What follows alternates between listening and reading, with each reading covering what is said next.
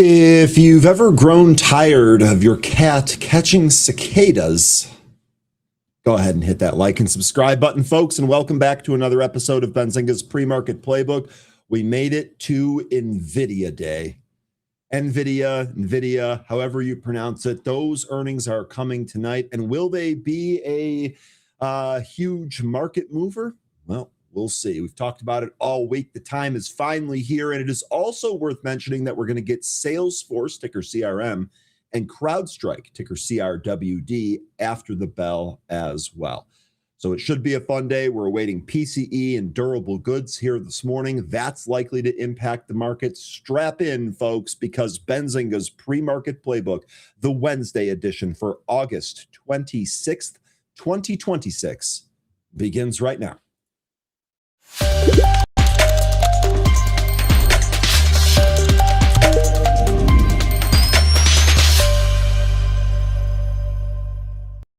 Good morning and welcome back, folks. I hope that you all had a wonderful rest of your Tuesday. We made it to Wednesday. This is the big day that we've all been waiting for, and it's great to have everyone back. It's great to see a whole bunch of returning faces. Let's go ahead and kick it off today. Peter is first here today. Good moth, but he meant good morning. Good morning, Peter. It's great to see you here today. I hope that you are doing well. And I hope that you're ready to go here for today. Derek, good morning. Welcome back. Patji, good afternoon, but good morning to the Benzi gang from our resident person in Belgium. Great to have you here. Daniel, top of the morning to you and to you, brother. Good morning and welcome back. Yes, that girl. I love it. It gives me so much energy. Just seeing you gives me energy in the morning. I love it. Yes, that girl. Happy NVIDIA Day. Indeed. Now, will it be happy? I think that's the big question. Will it actually be a happy day? Will there be a lot of sad trombones and sad faces? We'll have to see. So far, so good, though. Glad you're with us here today. Zach McCracken, good morning. Welcome back. Crispy Biscuit, good morning. Welcome back. Robert, good morning and welcome back. Francis, good morning. Jay Wild, good morning. Producer is locked in and ready to go. Producer saying it's going to be an interesting and packed day. Shame on me, producer, for leaving some of that out. It is going to be a packed day. I believe we're doing some of the earnings calls tonight, right? So that'll be available here on our stream. Confirm with me. I'm fairly certain we're doing that. Let me know which ones we're doing. Also here in the morning, as I just talked about, we're getting some data. We don't have Tim Melvin today. So we're actually going to have more time for ticker time, more time for discussion about some of the news if you want. We can discuss different trading ideas here if you want today. No Tim Melvin. Now, I talked to him yesterday, and he said, be sure to let everybody know that he is sitting on the beach, and he really just wishes that he could be here with us today. But he's on the beach, he's watching his granddaughter play, and he's about as happy as I ever see Tim. So we won't be having him here today, but he misses all of you. We'll have him back next week. We will have Adam Mesh joining us. Obviously, we're going to have 13 joining us. Then we're going to have story trading, and then we're going to have the drift. So we're going to have content here all day. We're going to take you through the earnings there. We always have earnings calls running on the channel now. Producer, are we doing NVIDIA? Are we doing CrowdStrike and CRM as well? I know we're doing NVIDIA. That goes without saying. But let me know if we're also doing CrowdStrike. Yes, there will be. So CrowdStrike, CRM, and NVIDIA earnings calls all on the channel here today. You don't need to go anywhere. Solitary Soldier, good morning. Welcome back. Matthew, good morning. Welcome back. Carmen, good morning and welcome back. Brett, it's always great to see you. Welcome back. Bernhard, likewise. We go together. Good morning. Samaritan, good afternoon over there in England. What do you root for a soccer club? I'm a Chelsea fan. I watched them win their first Premier League game the other day. But let me know if you root for a soccer team over there in the Premier League. Asrar, good morning. Welcome back. Whisk, good morning. Welcome back. Whisk, that game against the Dodgers, that Braves game against the Dodgers yesterday, I was rooting so hard for the Braves. You'd have been so proud of me. What a win. Linda, good morning. Welcome back. Harlugo, good morning. Welcome back. Jensen speaks tonight, so nothing before 4 p.m. really counts. I would say that the PCE number is going to count, but I know what you mean. Just passing through, good morning. G-Cord, good morning. Tyler, good morning. Marvell tomorrow, you're right. And actually, let's not forget about any of the reports. Here's a quick peek at the earnings calendar. Marvell tomorrow, also Autodesk, Workday, and Affirmed, and Ulta. That's all in the afternoon. But in the morning, we also get Best Buy and Dollar General and Dollar Tree. So we're going to have a couple of consumer-facing names there as well. So keep that under your hat. The big earnings this week are today and tomorrow. We're going right into that here. Victor, good morning. Yassine, good morning. A Pro Rav, good morning. I see my K, good morning. Jason, good morning. We're blessed to have you. Look, I am blessed to be in this position. I tell people that all the time. They kind of smile and laugh at me like I'm an idiot. I feel blessed to be in this position. I couldn't do any of it without you folks. So this is one of the reasons why I welcome everybody back here. I'm so thankful that you folks choose to spend time with what we're trying to do here. So the thanks is to you, brother. Shant, good morning. Welcome back. AC, good morning. Welcome back. Buffalo by Bicycle, good morning. Welcome back. Rick, good morning. I like this. Rick, it could be a marvelous day. Let's save that for tomorrow. That's a good one. I'll try and remember it, but we'll see. Janie, good morning. Welcome back. Eric, good morning. Welcome back. The mighty Tottenham Hotspurs. Okay, there you go. Well, at least it's not Man U or Man City or Liverpool. I mean, Liverpool. Lol. Anyway, go ahead. Go Spurs. Armen Meta, good morning. Rich, good morning. From Milwaukee, Wisconsin. Yo, you've got some Spotted Cow beer in the fridge. That's awesome. I drive to and through Milwaukee all the time. You're not far. You're about 45 minutes from where I currently sit. No soccer teams in the English Premier League, lad. That's actually a really good comment, Cancel. I'm sorry, which football team in the Premier League? That was a good catch. He called me lad. Yeah, he said lad. JJ Design, good morning. Welcome back. Castle, good morning. Welcome back. Cynthia, good morning. Duty, good morning. Alec, good morning. Up 30, good morning. Brandy, it's great to see you as always. Welcome back. Eric, good morning. Rafa, good morning. All right, folks, a little bit of an extended intro there, but I'm fired up. Let's go ahead and start with our stock market today.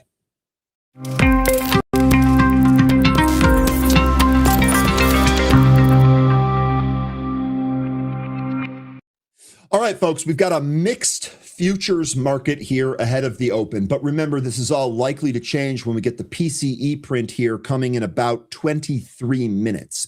Now, S&P futures are currently sitting right near unchanged. They're actually down 0.08%. So technically in the red, but very, very close to unchanged. The Dow futures are also very close to unchanged, but slightly in the green, up 0.04%.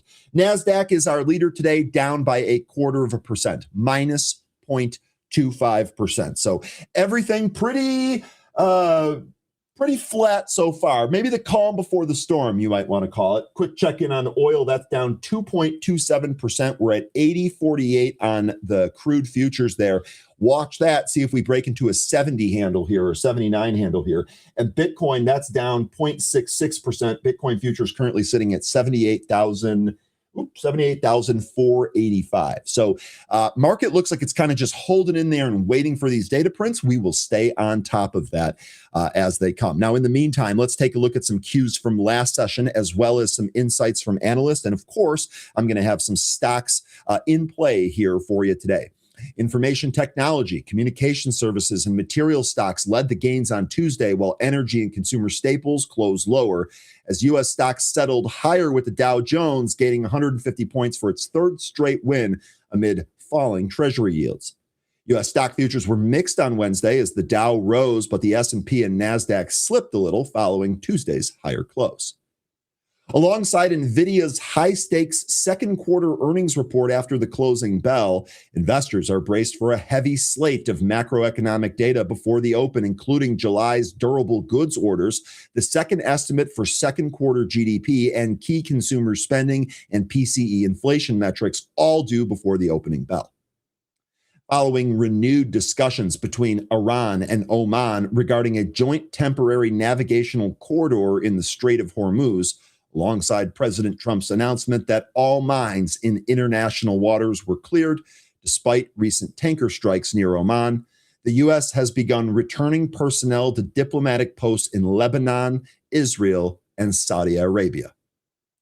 Meanwhile, the 10-year Treasury bond yielded 4.64%, and the 2-year bond was at 4.19%. The CME Group's Fed Watch Tool projections show markets pricing a 36.1% likelihood of the Federal Reserve hiking the current interest rates during its September meeting. Now, again, we've got several stocks in focus here for you today. Our first one is going to be probably the biggest earnings report of the day yesterday. This is going to be Zoom Communications, the ticker ZM. It tumbled 5.2% despite reporting better than expected financial results for the second quarter, but issuing a soft guidance for the third quarter. The next stock on our list, arguably our second biggest report last night, was Intuit. The ticker is INTU, and it plunged 11.74%, despite reporting upbeat fourth quarter financial results, but issuing fiscal year 27 guidance below estimates. The next stock on our list is going to be Semtech. The ticker is SMTC, and it was 3.91% higher after the company reported better than expected second quarter financial results and issued third quarter guidance above estimates. The next stock on our list is going to be DataVault. The ticker is DVLT. It jumped 4.75% after NASDAQ granted it an extension to regain compliance by February 22nd of next year, 2027. And the last stock on our list is an obvious one. It is NVIDIA. It was 0.3 higher as Wall Street expects it to post quarterly earnings of $209 per share on revenue of $92.01 billion after the closing bell today.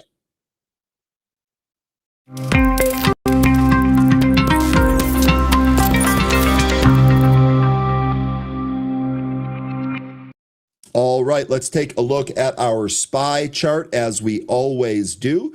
See where we stand here today ahead of this big slate of economic data, as well as the NVIDIA report and CrowdStrike and CRM later today. The last couple of sessions here, we've talked about us kind of holding the 20-day moving average. I know technically we're actually beneath that value here today, currently at 765.36 in the pre-market. The 20-day moving average is at 766.59. But if you take a look at the daily chart here, it really does look like we're kind of holding this. Now, here's the other thing. If you look at this, we've got 1, 2, 3, 4, 5, 6, 7, 8 days in a row where it finished lower. And the volume here also not impressive. Volume, I think, was for the SPY was in like the 20 millions yesterday, just absolutely putrid. And this to me, again, without us breaking down here, this really has the feeling of us just kind of playing wait and see.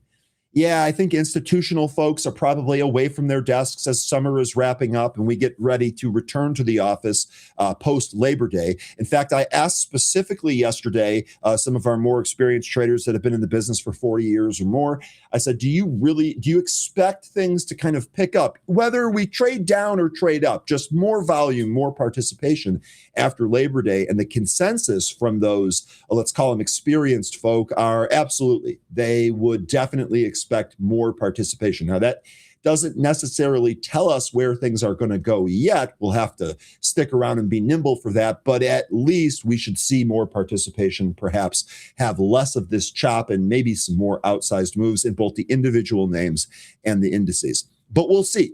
There's also the potential that they're waiting for the economic reports today, as well as NVIDIA. And some folks have even thrown out the notion that, hey, NVIDIA might represent that last event that leads to a bigger market decline, perhaps a correction, 5 to 10%.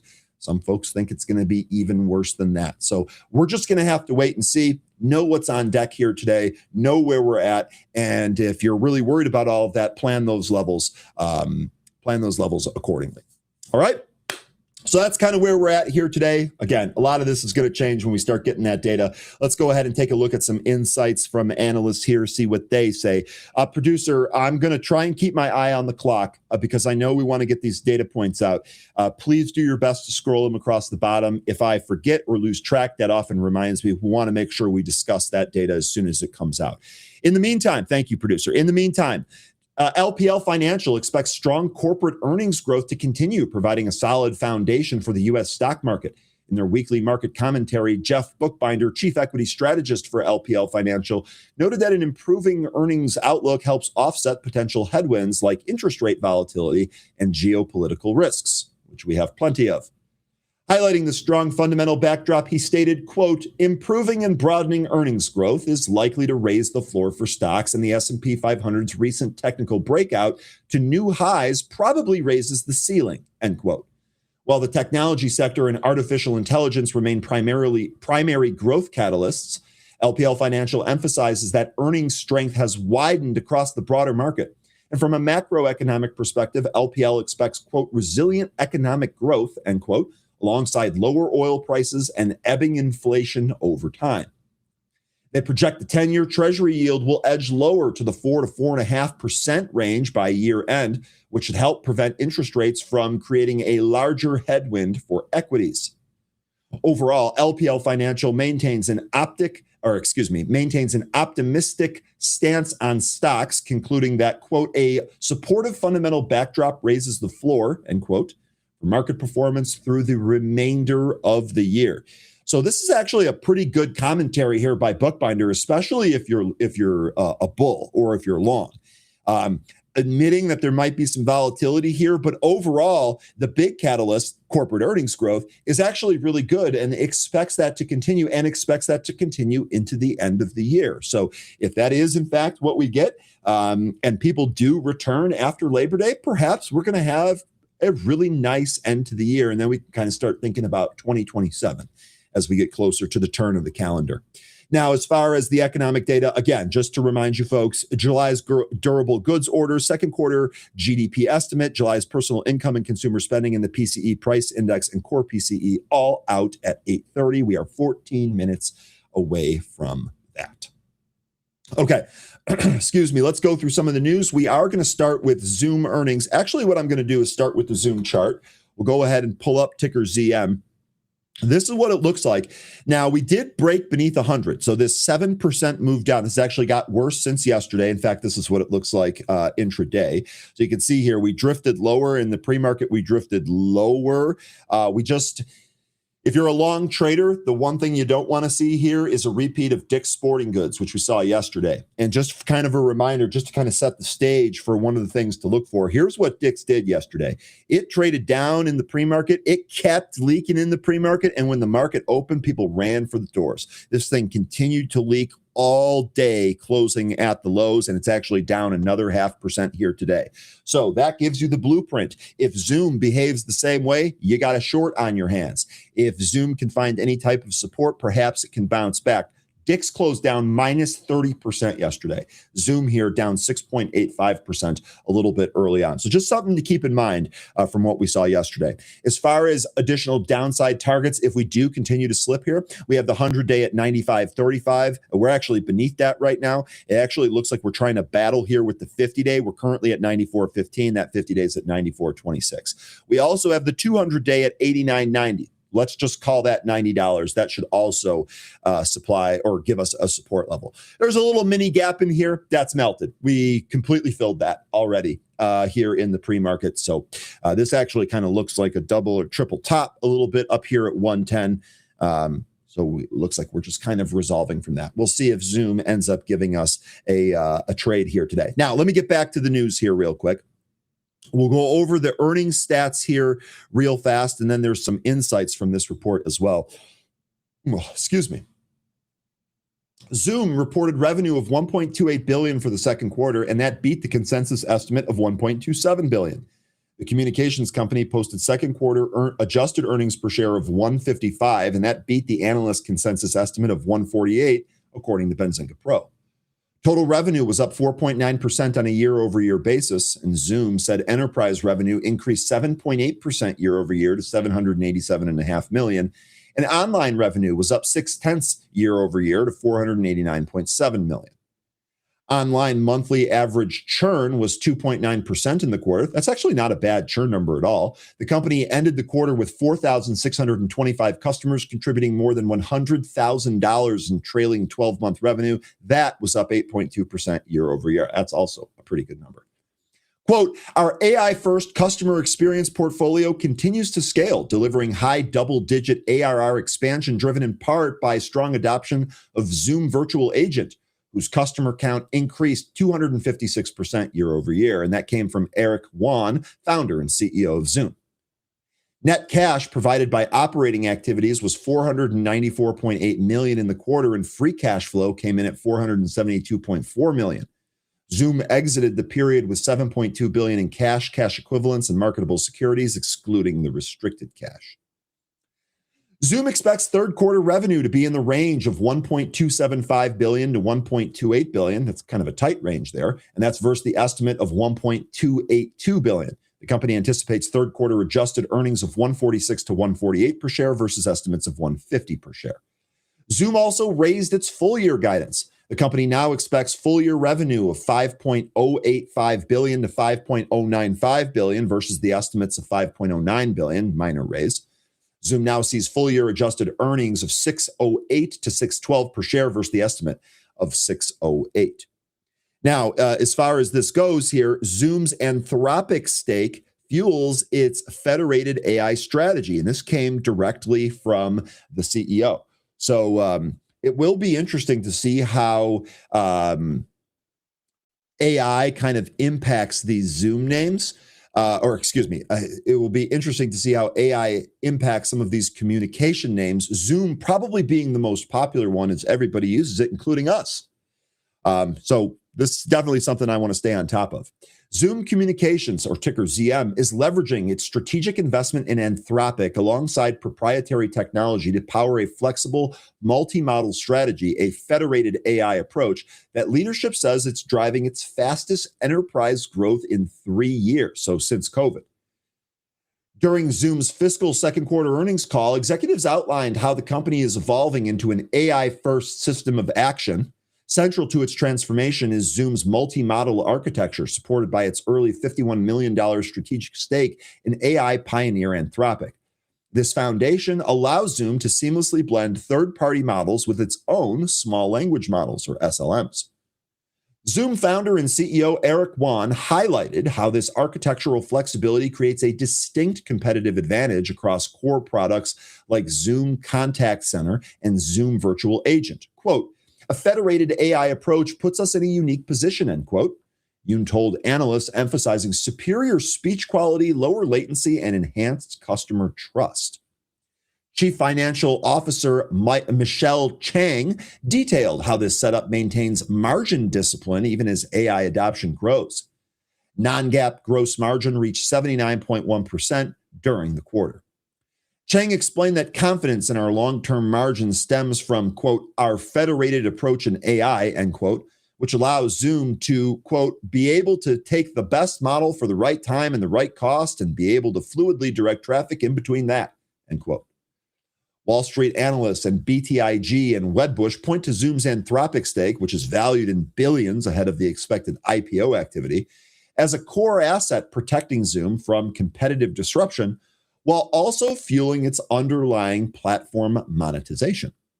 The strategy helped drive strong second quarter financial results, and total revenue reached $1.28 billion, topping estimates, while enterprise revenue jumped 7.8% year over year to $787.5 million.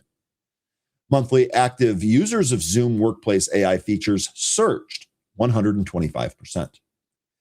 Now, despite a post-market stock decline tied to flat online revenue expectations, Zoom raised its full-year guidance to between 5.085 and 5.095 billion. Management remains confident that its Anthropic-backed federated AI strategy will sustain durable long-term enterprise deal momentum. So I would tend to agree with the CEO. If that continues, if you still have really good growth numbers, and you're having some of these AI tools help add enterprise accounts, ultimately that's going to be great for the bottom line. It's going to be great for margins, and perhaps that could represent a catalyst to move Zoom higher. Let me know out there if anyone is into Zoom at all, or in terms of the stock. I know we probably all use it for different things here and there, but let me know if the stock is something that you're interested in. It's been so long now. God, I can't believe it's been 6 years. But a long time ago, we had Jeremy Newsom on the program, or I did a webinar with him, I should say. And he called Zoom as a great buy at like $80. And the thing ended up going to multiple hundreds of dollars because of COVID and all that. And I'll never forget that. I was like, man, that was a huge call. And for that point forward, Zoom has been on my radar as a potential trade. It's interesting too, because I think we also have this deal where if AI produces some really great thing that we haven't foreseen yet, Zoom may be a huge beneficiary of that. So I don't own it right now. I'd love to know if you folks are actually looking to grab it, or if you have a trade plan on it, let me know. I'm really interested in that. Let me see if any of you commented on this. Looks like our chat is scuffed here in Restream Producer, but I popped it out. So, okay. Zoom is the dial phone of the 80s without extra long extension cords that reach the bedroom from the living room. My company has blocked the use of Zoom. Interesting. Okay, well, I guess that's not going to be one of their new enterprise deals, is it? I guess I wonder why. That would be my only follow-up question there. Okay, 5 minutes till the data. I'm going to roll through the story, doing my best to keep my eyes on the clock here. This next story, Jason Calacanis says Tesla's Optimus will eclipse the Apple iPhone and predicts 1 billion robots by 2036. A billion robots out there just chilling. We'll see if we end up getting that. Venture capitalist Jason Calacanis predicts Tesla, ticker TSLA, will turn its Optimus humanoid robot into a product bigger than Apple's iPhone, forecasting 1 billion Optimus robots worldwide by 2036. Speaking on the This Week in Startups podcast, and by the way, does anyone listen to this pod regularly? The This Week in Startups podcast. I've actually heard this before. I know some of the guys that run it, like Calcanis. I don't know them personally, but I know of them. I'm just wondering if this pod's any good, if it's worth me veering from some of the other pods that I normally listen to. If you have any feedback on it, let me know. Anyway, speaking in this week's This Week in Startups podcast, after watching the World Humanoid Robot Games in Beijing, which was wild, by the way, Calacanis said he had recently seen an Optimus demonstration that had not been publicly shown. Quote, Optimus is going to be the greatest product ever made by humanity, end quote. That was from Calacanis. Now, he goes on to say it will sell and provide more value than the iPhone.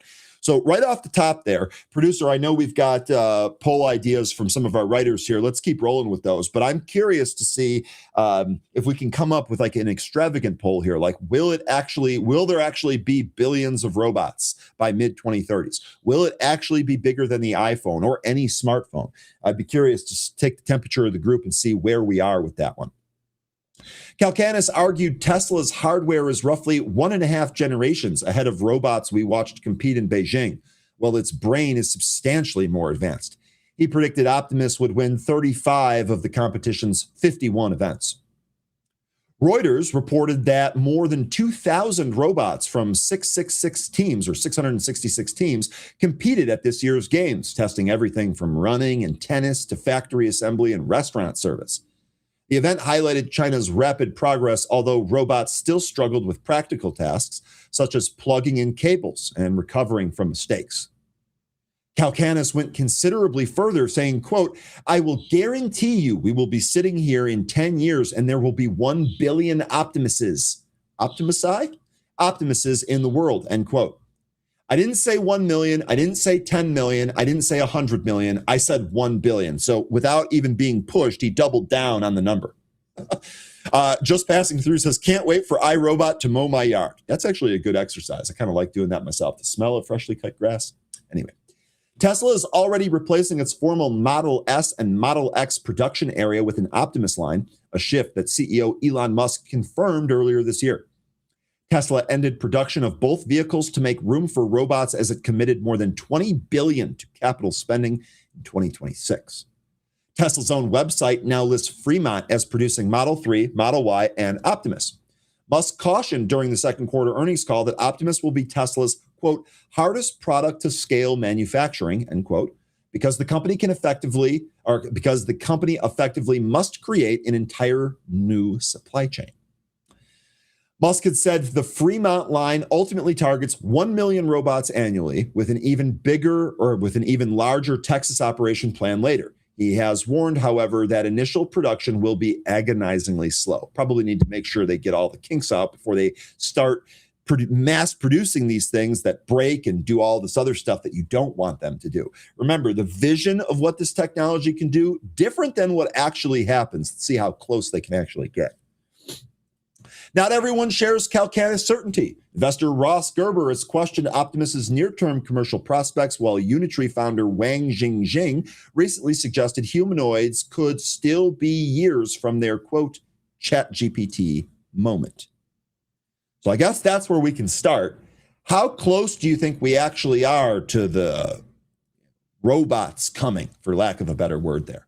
Brian says, can it go to work for me and just call me with any questions or problems that comes up? Brian, I think that's a great idea, right? I mean, the business probably already treats you like a number. No offense. I'm just saying that's probably the case. It is the case for most. Why not have the robot go do work? And if the robot doesn't know what to do, don't hallucinate. Call the expert. Call the human. Brian, that sounds like a great idea. That really redefines working from home. I feel like you could work from the pool at that point. Pretty consistently, actually. Okay, I see the SPY big volume candle. I see it moving down to the VWAP. That has me thinking that those numbers are out. We'll see. Brian says rut road dumping.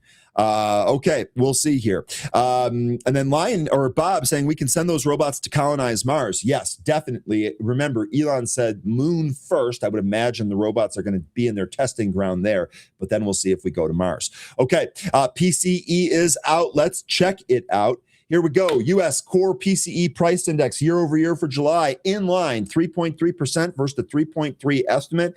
U.S. core PCE price index month over month for July in line, 0.2 versus the 0.2 estimate. U.S. durable goods orders month over month for July, 1.1% versus the 0.4 estimate. The prior read was 0.3. That's actually a decent print. U.S. personal spending month over month for July, 0.2 versus the 0.1 estimate. GDP quarter over quarter came in line, 1.5% versus the 1.5% estimate. U.S. PCE price index month over month for July, 0.2 versus the 0.1 estimate. U.S. GDP price index quarter over quarter for Q2, 6.4 versus the 6.3 estimate. The prior read was also 6.3. And U.S. PCE price index year over year for July, 3.7% versus the 3.6%. Now, looking at the SPY here, let's actually go back to the chart so we can look at it together. My order got messed up here, which makes it harder for me to find the tabs that I'm looking for. Sorry about that. SPY continuing to move lower here. S&P futures also moving lower. They were slightly in the green. They're now slightly in the red. S&P futures down 0.09%. This is what the interior of the SPY chart looks like. Hey, look at this, folks. We basically traded down to the low end of the pre-market range. Low end of the pre-market range. So one more thing as far as key levels, now that we're moving in this direction, now the key level down here is going to be this 764. The 764 level would be a support if we continue to fall and we actually break the structure from the pre-market here. Lion says there's nothing in line, Ryan. I literally just read you the numbers. I literally just gave you the data and majority of them were in line. I don't know what you want me to do here, Lion. I literally just read you the accurate data. Sorry. All right. Next, we talked a little bit about the robots. Well, I'll keep monitoring SPY here. If it makes any other big moves, I'll let you know. Or I'll look away from the news, but I want to keep rolling through this. How are we doing on time? 8:33. We're in good shape. All right. Next story here. Elon Musk teases a Tesla vehicle, quote, way cooler than a minivan. Is the robo-van finally coming? Okay. So first of all, the statement, just taken in a vacuum here, way cooler than a minivan. We're not exactly setting a high bar there. Got to be honest with you. As someone that was forced to drive a minivan back in high school where dating was probably the most important thing, I got shafted by having to drive a champagne-colored Chevy Venture. So believe me, I know exactly how uncool these things are. This is a low bar. Now, the robo-van, what's that going to do? What's that going to mean? What's that going to lead to?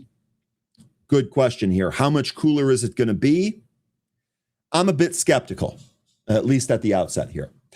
Tesla, ticker TSLA, their CEO Elon Musk hinted at a new high-capacity vehicle after highlighting the Cybertruck's family-friendly seating, telling a fan on X that, quote, something way cooler than a minivan, end quote, may be on its way.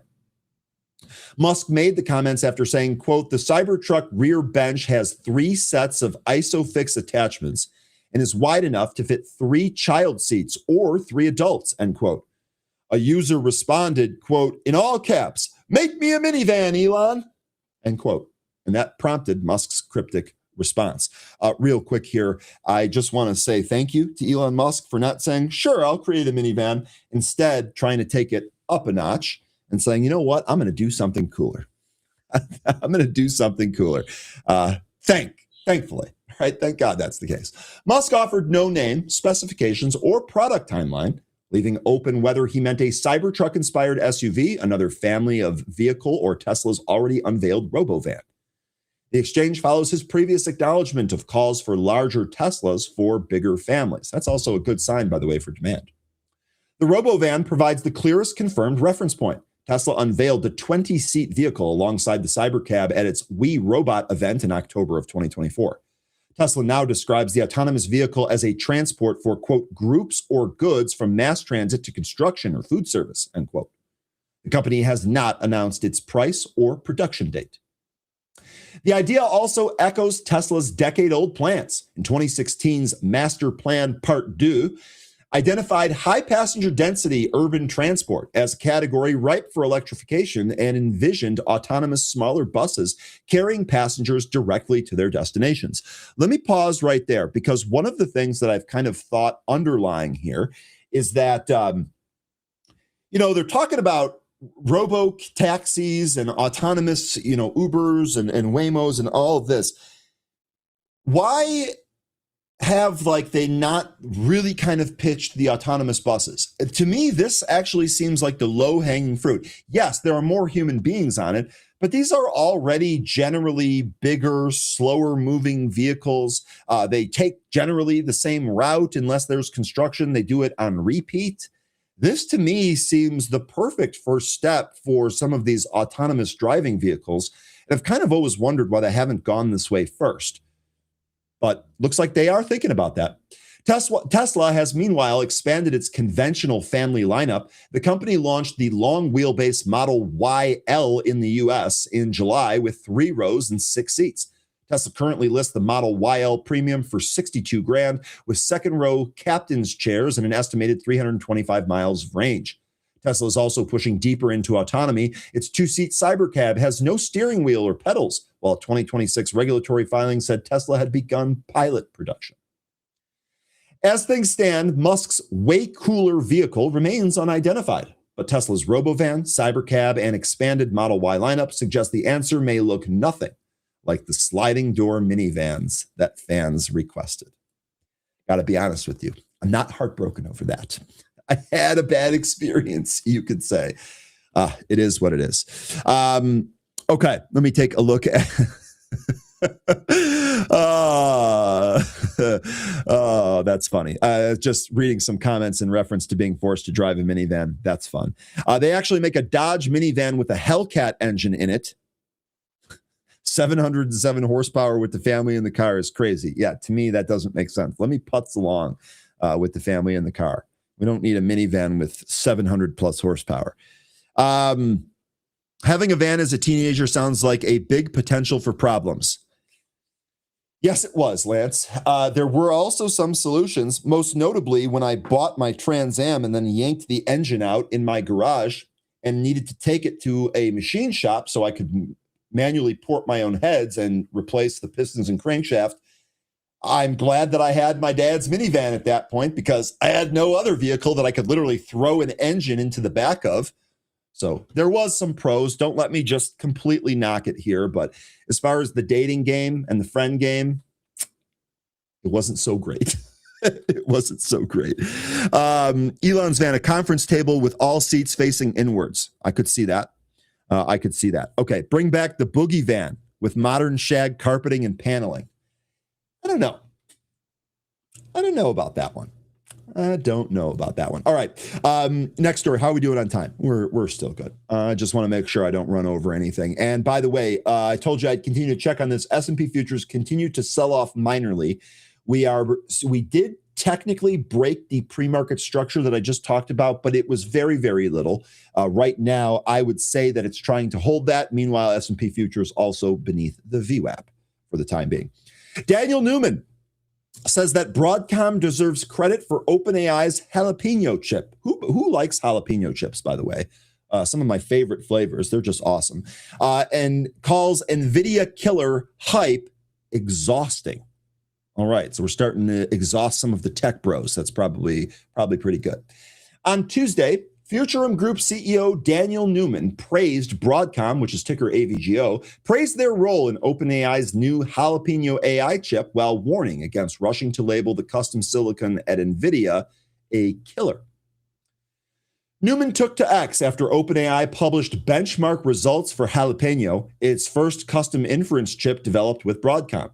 OpenAI said its Jalapeno chips outperformed NVIDIA's GB200 and GB300 systems on performance per watt and latency across several AI models and Inference X tests.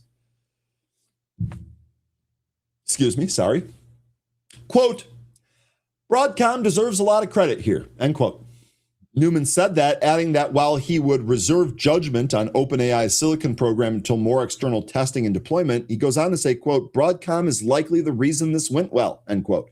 He also took aim at the growing NVIDIA challenger narrative, saying the NVIDIA killer hyperbole is exhausting. OpenAI evaluated Jalapeno using Inference X, which is a benchmarking platform designed to assess AI inference performance. The company compared the chip with the top results available at the time from NVIDIA's GB200 and GB300 superchips. According to OpenAI, Jalapeno delivered 1.5 to 1.9 times more AI work per watt across GPT OSS 120B, DeepSeek R1, and Kimi K2.51T, while achieving 1.7 to 3.6 times lower end-to-end latency. The chip is designed for AI inference rather than model training, and OpenAI plans to begin deploying it within its infrastructure later this year, with production expected to ramp in 2027.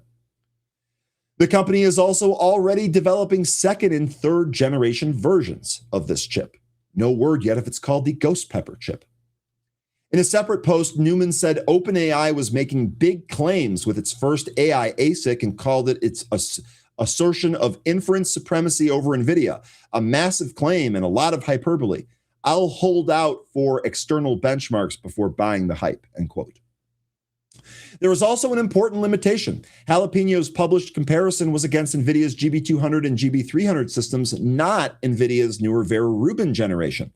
OpenAI has also said it will continue using NVIDIA and other accelerators, suggesting Jalapeno is intended to diversify its computing infrastructure rather than immediately replace NVIDIA hardware. Apple recorded I blew that one, I believe. I don't think Apple is part of this.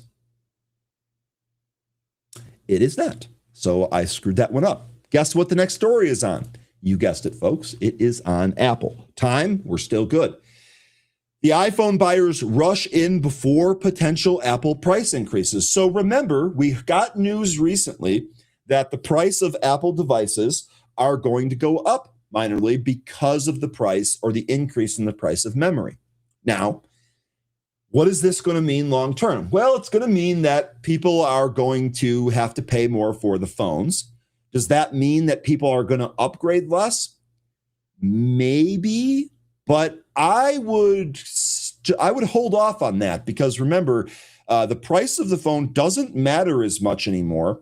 Every carrier allows you to finance the phone. You can also sometimes find jailbroke phones that are sold on sale. Sometimes the manufacturers themselves offer sales on these phones.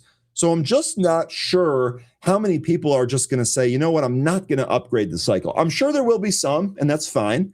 But I just don't think that number is going to be eye-poppingly large.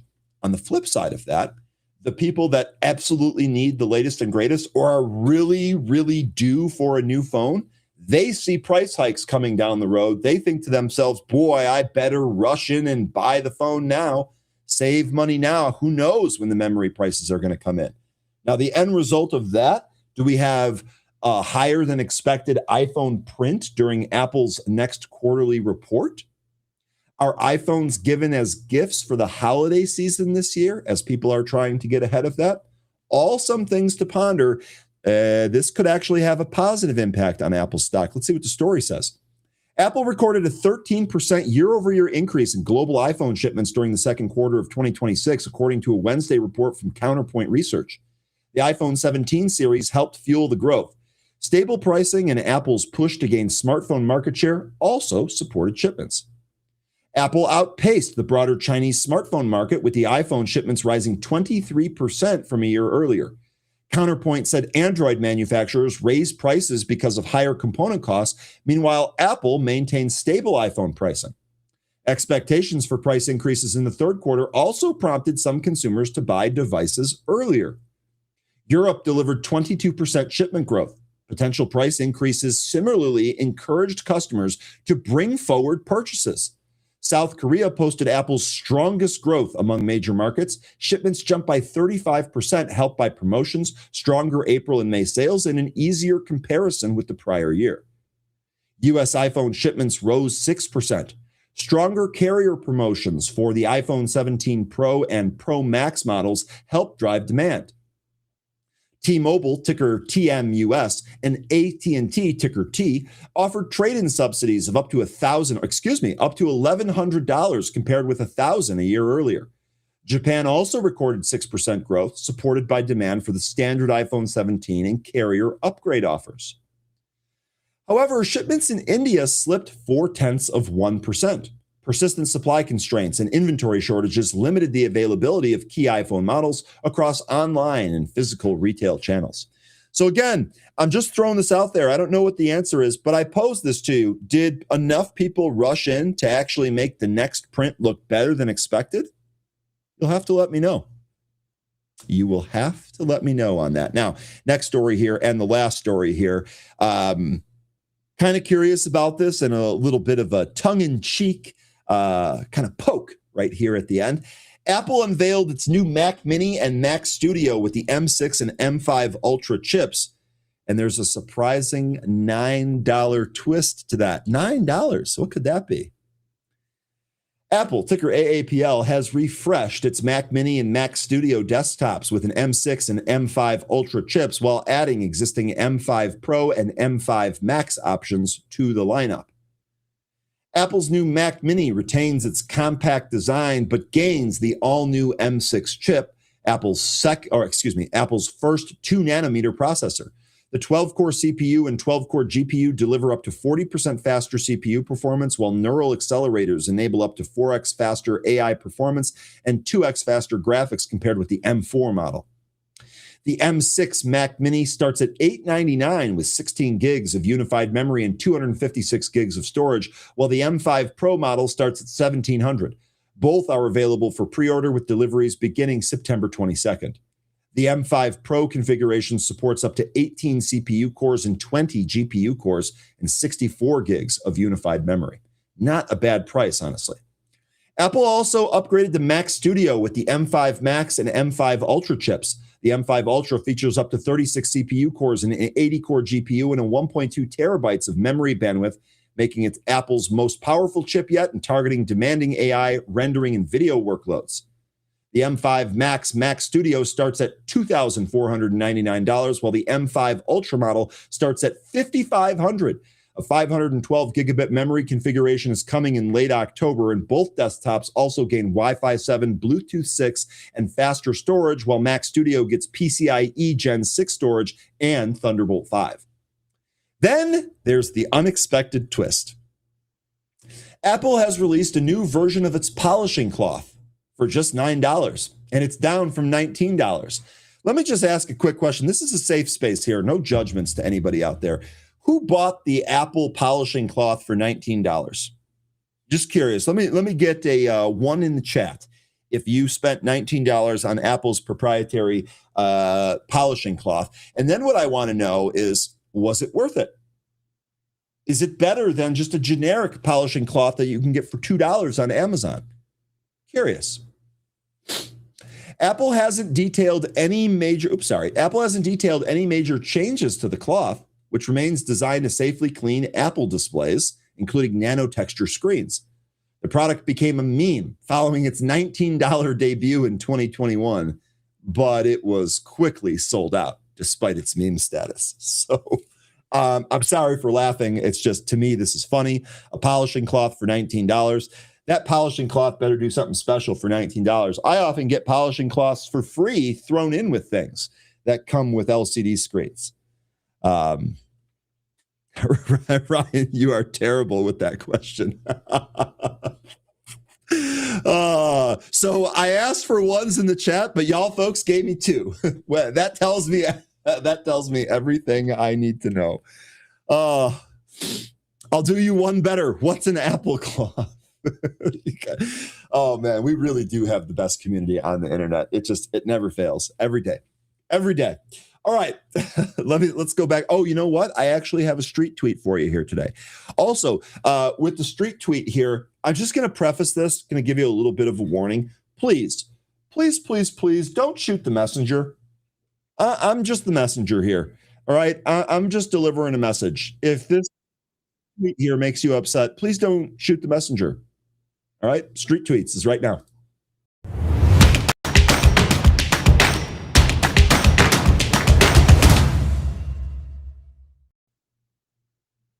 Is producer there? Producer? Knock, knock. Producer, are you there? Uh-oh. All right, let me see if I can do this myself. Nope. Damn it. Producer, you hung me out to dry. I even set that one up nicely. What the heck? All right, we'll do it manually then. Here you go. Share this tab instead. Dude, what is going on? Can you guys still hear me? Am I still on? Did everything drop? There it is. Just, wow, this is laggy as can be. Okay, here's your tweet. Sorry, it's hard to see. Producer normally makes this a little bit better. Jim Cramer tweeted just a couple of hours ago, I sense a monumental day. Okay. So that's absolutely lovely. So Jim Cramer thinks it's going to be a monumental day. Now, we've outlined all of the different things that are happening here today. We've already got PCE. The market slipped through VWAP. While it is trying to rebound, it's not yet shown the strength to actually recapture VWAP. And here we go. Jim Cramer, monumental day. So do we get pounded today? Let me know if you think we get pounded here or if we actually are going to trade up here today and have a monumental day. Jim.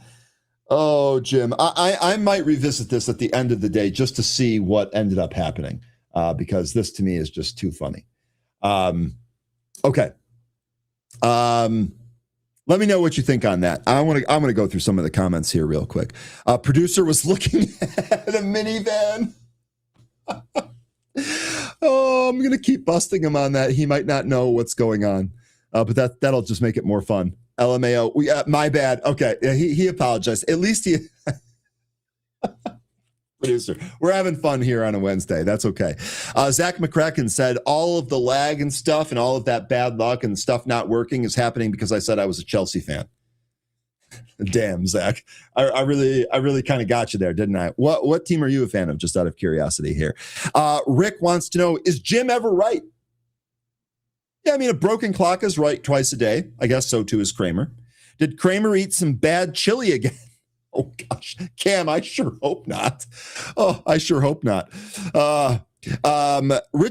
Richmond says, monumental depends how you leverage. So I actually appreciate that. That's a serious answer to a rather tongue-in-cheek tweet here, but you're absolutely right about that. Let's see. Did I miss anything here?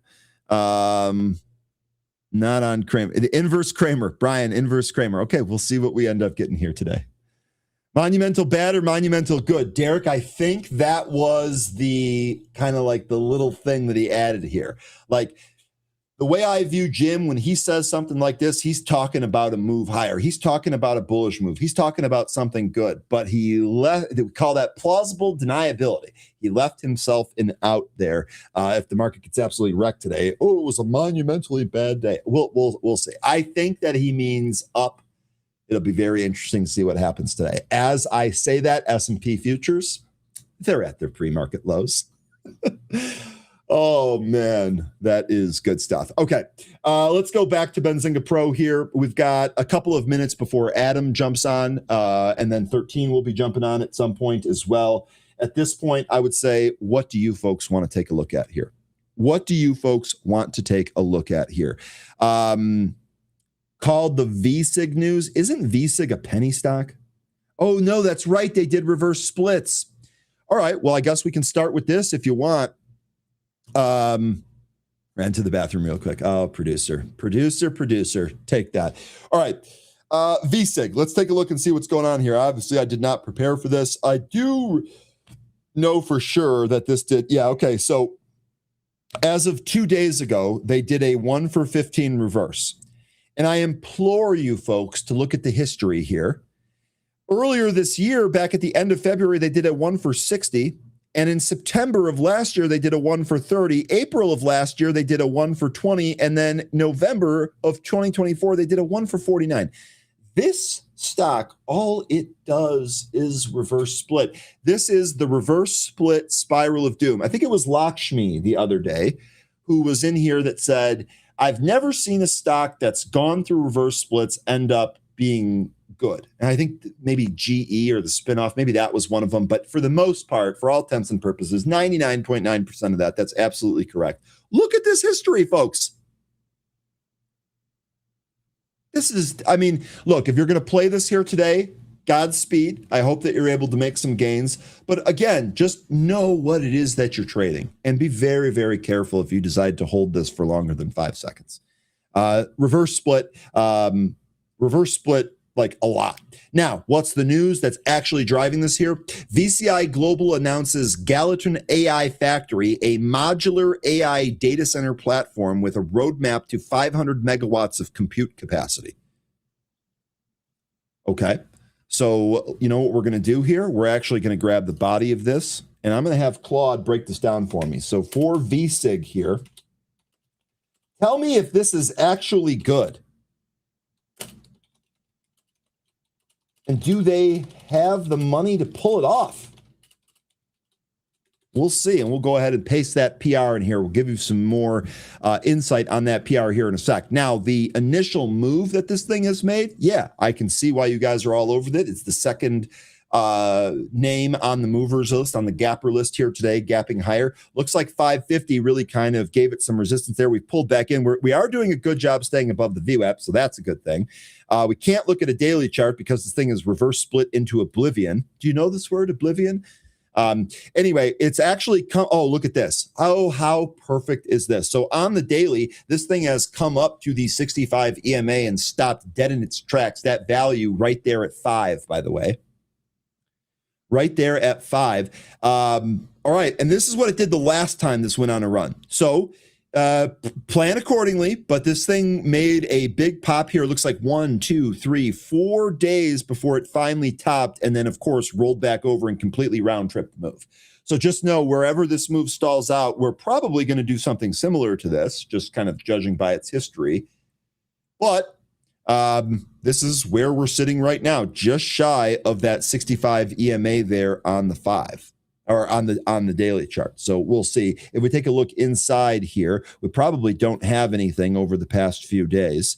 Yeah, so this was the reverse split. It has leaked ever since the reverse split. And today on the PR, it's popping here. I'm not sure that this Morningstar's float data is always seemingly a little bit delayed. Let's take a look at the short interest and see if its float changed. Yeah, so it's actually going to be way less than this. This is going to be a micro float, so it's absolutely going to be a low float. The short interest is somewhat negligible. I don't really think it matters. Now let's take a look at the PR here real quick. Again, I had AI kind of help me with this. The short answer, the press release reads like a standard AI infrastructure buzzword bingo. And VCI Global's actual balance sheet doesn't come close to supporting the 500 megawatt vision it's describing. This looks like more of a stock moving headline than a funded plan. Okay, now, first of all, as all of the AI tools say, AI can make mistakes. Please double check your work. So don't take this as gospel or anything like that. But we've seen a history from this. We know that companies do this. VSIG seems to be the latest in the next line of that. It goes on to say numbers just simply don't work for this. As of its fiscal year 2025 filings, VCI Global had $1 million, actually just shy of 1 million in cash. That was down from 8.1 million the prior year, and the total debt of 3.68 million and shareholder equity of about 96 million. Most of that equity is non-cash investment, so it's not as if they could easily get to it. The stock's own history is its biggest red flag. In fact, Claude did what I did. It said VSIG has done 3 reverse splits in under 16 months. This is the first thing that we looked at when we pulled this stock up here. So, look, it's moving. If you're going to trade it, just be careful. Just know that this is a promotional fluff headline. That can they actually reach the numbers that they're throwing out in the PR? Doesn't look like that. They're going to need something else to really kind of help with this. But there's your VSIG breakdown. There is the VSIG breakdown. Let's see. Did any of you else comment on VSIG? Doesn't look like it. Okay. All right. It's 9. We got a half an hour till we open here. You know what this means? We're going to bring on guest number 1 first. Let's talk to Adam Mesh.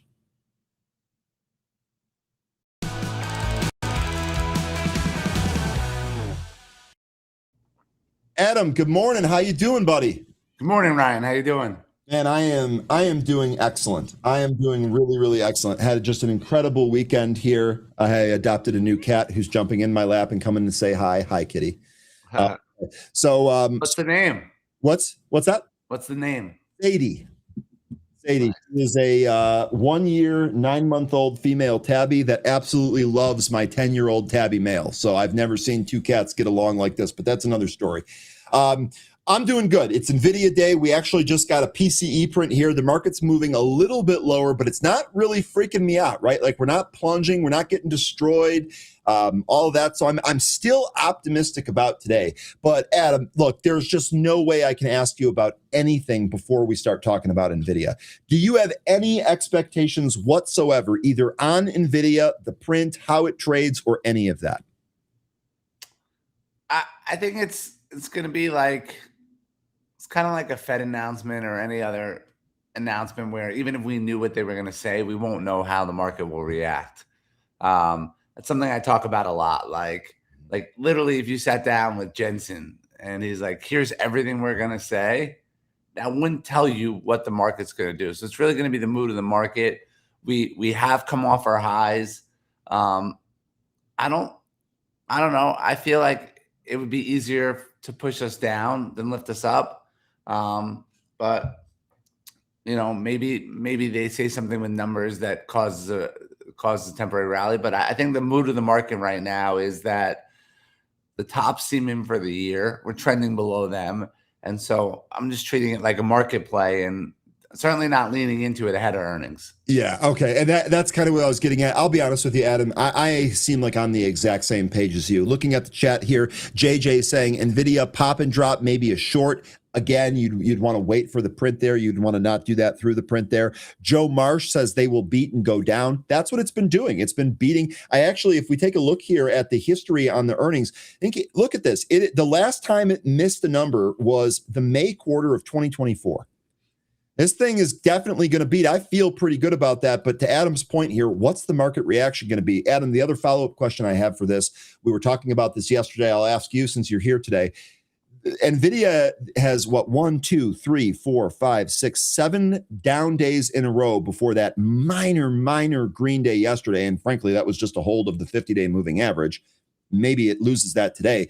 Does the fact that NVIDIA appears to be rolling over ahead of the report rather than running into the report give you any type of comfort at all? In terms of that, it could go higher now because it started to come down? Yeah, because it's moved down ahead of the report instead of running into the report. Maybe it can actually trade higher. No. Okay. No. I think what's scary about what you just showed me is every time that they beat, they didn't go up every time, correct? Correct. So what if they don't beat? So now we're skipping ahead. What if they actually miss the number? Okay, I'll humor this. If they miss the number, I think this thing gets pounded. I believe the options are pricing in a 5.5% move. I might be wrong on that, but I think it's somewhere in that vicinity. If they miss the number, if they report poor earnings, I think you see NVIDIA south of the 200-day tomorrow morning. Yeah. $11 expected move off the earnings. And $11 on a $212 stock is about 5.5%. Yeah. And my concern is more for the rest of the market where they miss. Yeah, and that's the other thing. I think you're spot on there. I think those ripple effects would go out, and we'd be looking at a really bearish day that day. Really, really bearish. So I guess, I mean, what's the professional play then? If you have other positions on related to NVIDIA, then the play would probably be to do a bear call or something above it, so that, oh wow, yeah, if it shoots up, maybe I'll lose on that, but a lot of my positions will do really well.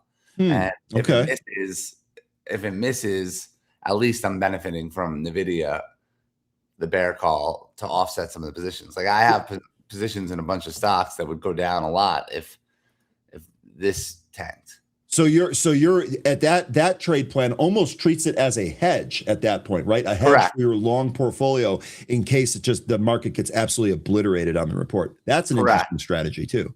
Yeah, like you look at the expected move, you go outside the expected move to 225. That's the 24 delta. You could sell the 234. I don't know what you're buying then. Maybe the 225, 230 for 93 cents.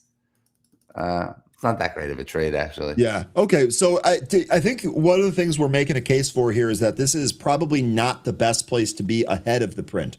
We'll see what the print actually gives us and then maybe trade from there. Adam, I'm going to bring on 13 here real quick and ask him his opinion here on NVIDIA. We'll get that as well. But before we do that, do you have anything coming up here on the drift that people should be ready for today? It's just like the market. Every day is a new episode. There's no repeats. We're going to be talking about NVIDIA earnings like you right now, because that's, Intuit's down 11% today. Touched upon that. And let me really quickly, let me just ask you a question. Do you think Intuit can bounce? I mean, look at this daily chart here. Do you think this thing can bounce? To me, this looks tough. This just looks tough. It looks like this got absolutely obliterated by AI. Hello, Kat. I'm in the middle of an interview. Do we? No. We don't need to do that. We don't need to lay down on the keyboard. That's not ideal. Okay. Do you think this stock can bounce at all? I honestly, I haven't followed into it enough that I don't even know how it trades, but usually the more it's down, the less likely it is to bounce. Yeah. For the day. Yeah. You know what I mean? I think this NVIDIA is going to be like, this is going to be like waiting for a Fed announcement today. Today is like a like this, when you talk about the stocks, like the one you had, like the one you were talking about right before it came out, VCIG or CRE, which is moving pre-market, anything like that, that's not going to be affected by NVIDIA. Yeah. But like the real stocks, like I think they're all just going to be in a holding pattern. It's like the caution flag at the track. Just stay in your lane and circle until the gun fires, which is going to be NVIDIA earnings tonight. Okay, that reminds me of, we have our resident CMT, Mark Petrino, who comes on Friday, says it's like the start of a race, ready, set, but the starter hasn't said go yet. That's the actual gunshot. That might be the NVIDIA earnings. All right, let's bring on 13. Let's bring on 13 right here. I want to get his opinion, and then we can start breaking down some of those other movers. I'd love to hear what you think about CRE and what 13 thinks about CRE. 13, good morning. How you doing? Happy NVIDIA Day to you, boss. Happy NVIDIA Day, everybody. Happy NVIDIA Day, Adam. How are you? And how is everybody in the chat today? How you doing? We are doing good. So let me just start right where we left off there. What are your thoughts on the NVIDIA print here, 13? So I don't think there's much that's changed from yesterday for me. We did have some options indicate that there could be a 5.5% move in either direction. I'm still thinking we're there. For me, NVIDIA, it's not about what they're going to their earnings print. I think I'm going to be more interested in what they've got to say, because we know that NVIDIA has been performing some financial engineering and lending to buyers of their chips, but they have been massively investing in different parts of the AI infrastructure. And I mean, every kind of bottleneck you can think of. And I think I'm going to be interested to hear what they've got to say about the status of their investments and how that's going to look on in terms of revenue going forward. And one thing that I've been keeping an eye, I want to listen for and hopefully hear is progress in their server. I'm sorry, Spectrum X and NVLink. That is basically connecting whole server racks together. So the pricier chips don't just kind of sit around waiting for data. Photonics is another area they've invested in, as well as networking and energy infrastructure. They have a Cloverleaf infrastructure stake so that they can help secure land and electricity grid connections. So I think for me, it's not going to be so much about their sales of chips as much as I'm going to be interested to hear what they've got going on in addition to their chips. I want to see how they intend to, or what their revenue is going to start looking like with all these different investments they've got going on. That Ports Pike campus in Ohio. I mean, there is a lot going on that I think I would like to hear more about than just their next chip. Okay, and really quickly, that's really good because that emphasizes Adam's point that what happens if it's all bad? Look how many different things this is going to be connected to. You just outlined several of them. We'll see what happens here with NVIDIA. Okay, we're going to have to wait all day, folks. I wish I had something for you on that, but we're going to have to wait all day for this report. In the meantime, we can talk about some of the movers here. We talked a little bit about VSIG already. Matthew, I was thinking the sorry, really quick. I was thinking the same thing. As soon as you said Cloverleaf Investments, I was like, oh no, he just said Clove. That means the trolls are going to be back in force today, and we're going to have to be shelling out forever naps. But I guess maybe not. Matthew, I'm glad someone else picked up on that. Okay, all jokes aside here, we just covered VSIG. We can go back to that 13 if you had anything on that. Ryan, I want to just this would be a good audience quiz because I know you have an audience that shows up every week. So one of the last two times we were on, 13 talked about a stock. It was under $3 that he thought had a lot of different ways to win. And it was up over 20% yesterday. And I'm wondering, before I give him the props for it, and I'm in it and watching it now, if anyone else can name it. So it's an under $3 stock, AI related. It's part of the Russell index. Let's get some guesses. It's only one of three I can think of, but I think I know which one you're talking about. Let's get some guesses here from the chat. I know we might be fighting a little bit of a delay here. Plus, they need to type this out. But let me know. Chat. What do you think? Let's get some guesses. I love this, Adam. Yeah. PLRZ. No. KDK. 13. What do you think it is? Yeah. They got it. Oh, yeah, it's all AI.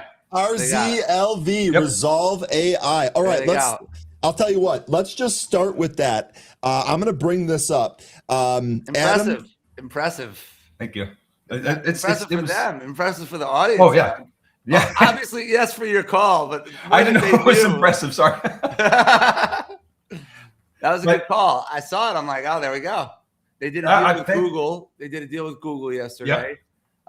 Traded up around $3, down a little bit today, but if it could come back above $3, that's a trade I like. I've seen this thing make power up moves. So now what's interesting is that yesterday that move allowed us to close above the 200-day SMA for the first time since January. So that could be significant. We continue to close above this. We hold that 200-day SMA support, then there's a really good chance that we're just going to start to go higher. And we could end up putting in a move similar to what we had in January, which I could see it taking us up to 5, which would also be a really interesting test of the downtrend line that we have on a daily chart. Yeah, and I like that because that's one where you talked about it before it moved. And so for people that were listening, like I kept an eye on it. So then when it starts to go now, we could even say, okay, that's day one of a good move. They did a deal with Google. The volume yesterday was 97 million shares traded versus it was averaging like 7 or 6 leading up to that. So massive volume sweep. I like that it's not 2 points higher. So we could, if we get that dip in the morning or right around that, it could be an opportunity to get involved. And I think this is also something that probably won't be impacted by NVIDIA. Yeah, because this has more to do with financials, is my understanding. fulfillment, pay checkout, things like that. And this is for I think commerce.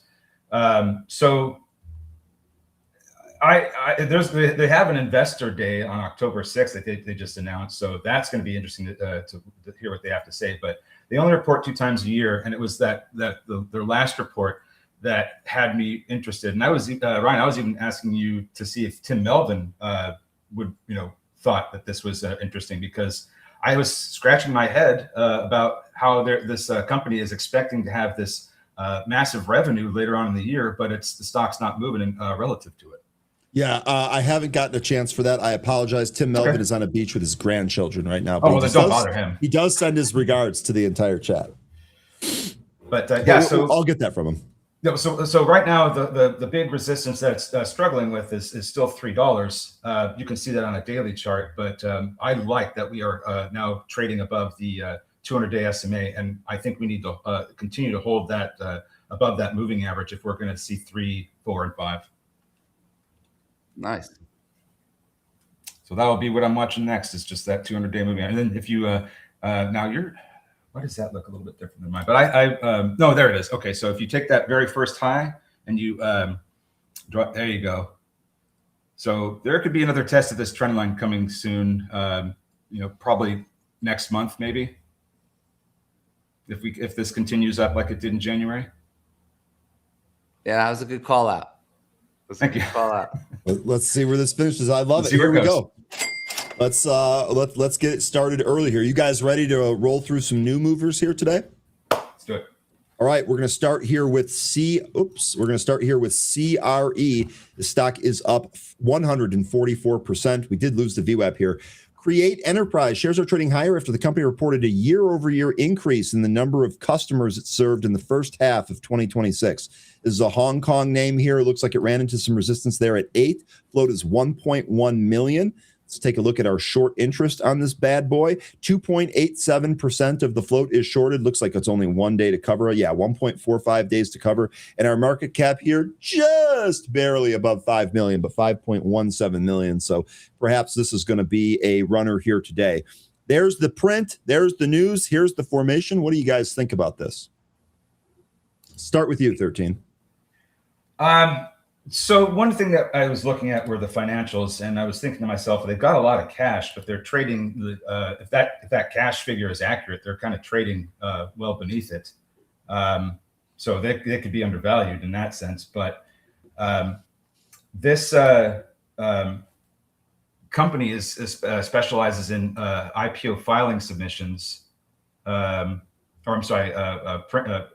printing and report printing. So what I was going to get at is that because this company, Hong Kong, is having a lot of IPOs and financing happen lately, this may continue to go. And I hate this to kind of say, oh yeah, this looks great, and it's a Hong Kong company that I don't know anything about.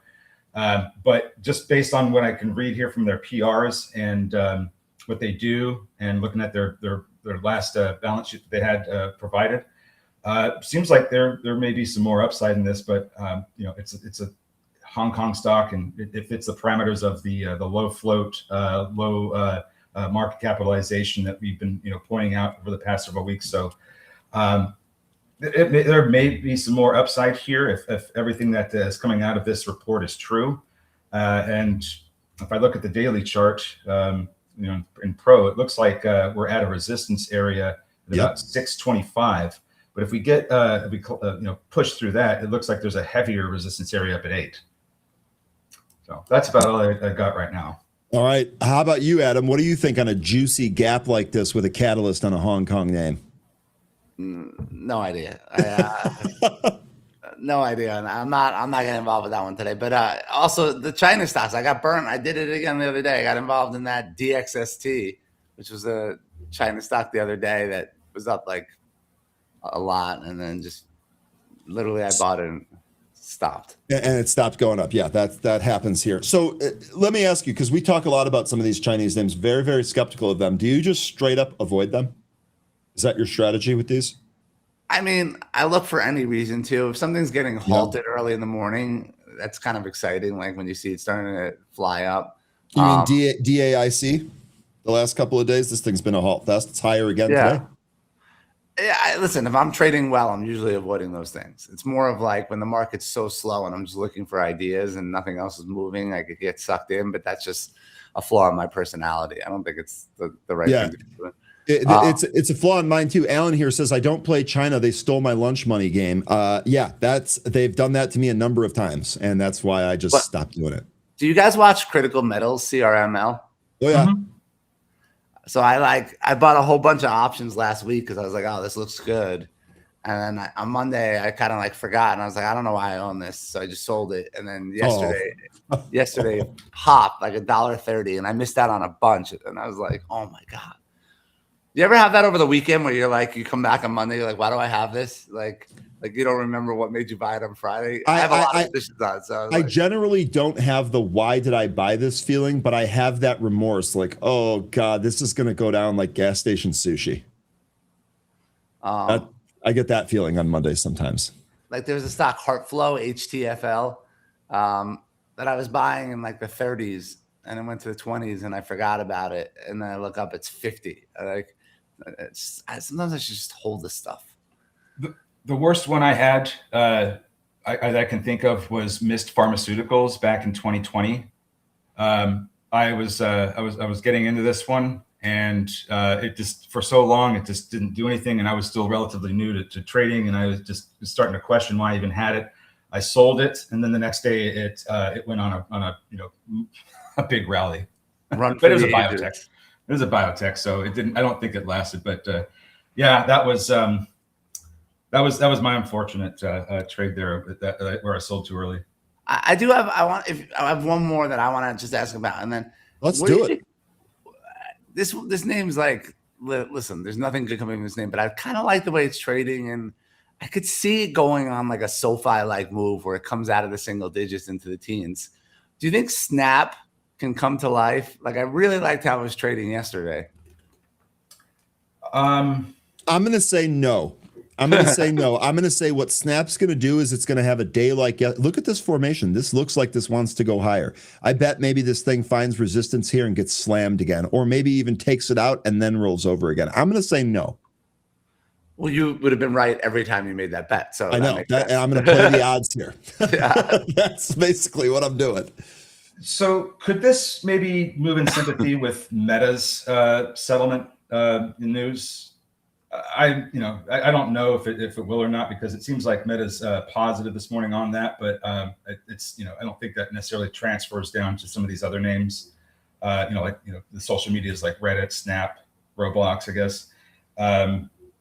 But let me look at this daily chart here. So real quick, let me tie all this stuff together. That's a really good mention, and a good mention here from the chat. Jay Rice saying Snap, there was some takeover chatter yesterday. We'll see if that continues. Here's the news that 13 referenced, and I didn't cover this 13, so I beg your pardon. Meta agrees to pay the maximum settlement of $16.68 billion to states as part of the agreement, including $2.2 billion to California. Deal requires nationwide changes for teen users of Instagram and Facebook. Judgment requires Meta's default daily limits and nighttime blocks for teenage users. I honestly don't think this is bad at all. Meta up 4% on that news. And that is an interesting move. I could see why you're asking if Snap could follow. A Lion here says Snap has died. Don't use it, so I don't know. I don't know how great that is. But it's interesting because on the daily chart, you kind of have, well, it looks even better on a weekly. You sort of have a little bit of a double bottom. It's trying to recapture some of these moving averages that have been suppressing the upside since, I guess 2024. For example, the 50-week SMA, it just cannot catch a break above that. Same thing with the 200-day SMA. It's pretty much the same thing as the 50-week. I mean, until we get to start trading above those moving averages, I'm not sure I see a turnaround here. But that double bottom is kind of interesting. So we'll see if the price can recapture those moving averages. How about you, Adam? Do you think it's going to or no? I don't know. I think it could hit 8 by the end of the year. Okay. Well, I'll tell you what, 8 here from 590 today. That's something. I mean, that's at least a move that would take it up to its 500 too. So it's not like a totally risky call. Yeah. I'll give you one more fun one that I'm watching. That IFRX. It's a biotech stock. Well, we traded this. And then I know it's like, there's a lot of people that kind of like speculating on it, but yesterday it was up, high volume, closed at the high of its day. Going to watch for some follow through today, and they're participating in a conference in September. So we'll see. But like Snap, Ryan, I've seen this come down hard from the twos like 3 different times where I traded it. So, and that 286, 285 area sure looks significant here. This was something that we dealt with at the end of 2024, and then also in May of earlier this year. So we'll see if we do push higher here. I got 280 to 3 as being the next resistance area. How about this? That May 26th high, draw a trend line through that. I'm sorry, from there through June 29th high. And if you keep it going, yesterday's candle broke out of this trend line. So if we use this as kind of a guide for trading this, I could see a scenario where maybe this comes back in and back tests that trend line before it makes another move higher. That's one possibility. But I think the fact that we snapped this trend line is pretty significant. It's come up to some supply here back from May. So I don't know that it's going to get through that on this first run up here. But if if the weakness that we're anticipating does end up happening, and it is extended here on a daily chart. So if we do come back in, maybe back test that trend line or the $2 210 area, and if I get support there, then who's to say this couldn't go try that supply area again later on and eventually break through it up to 3. Okay, that gives us a key level to watch here. Adam, we'll see how this does here today. I think of anything we discussed, that has been the most exciting for the imminent near-term move. Okay. And if Resolve for any reason goes above 4 today, I'll put it out there. If Resolve goes above 4 today, I will make, with 13's permission, exclusive 13 hats, branded hats, and we'll give them away to your audience. I'll mail them to your audience. Okay. Okay. Because I think 13 would be a cool hat. I love the 13 logo, and we got to come up with something cool in the front, and I'll make that. I'm a big swag giveaway guy. I love that. Awesome. We should totally do that here, Adam. I'm all for that. Can I get one of those hats as well? Of course. I'm sure 13 would want one also. I'll wear it. I'll wear it instead of this thing.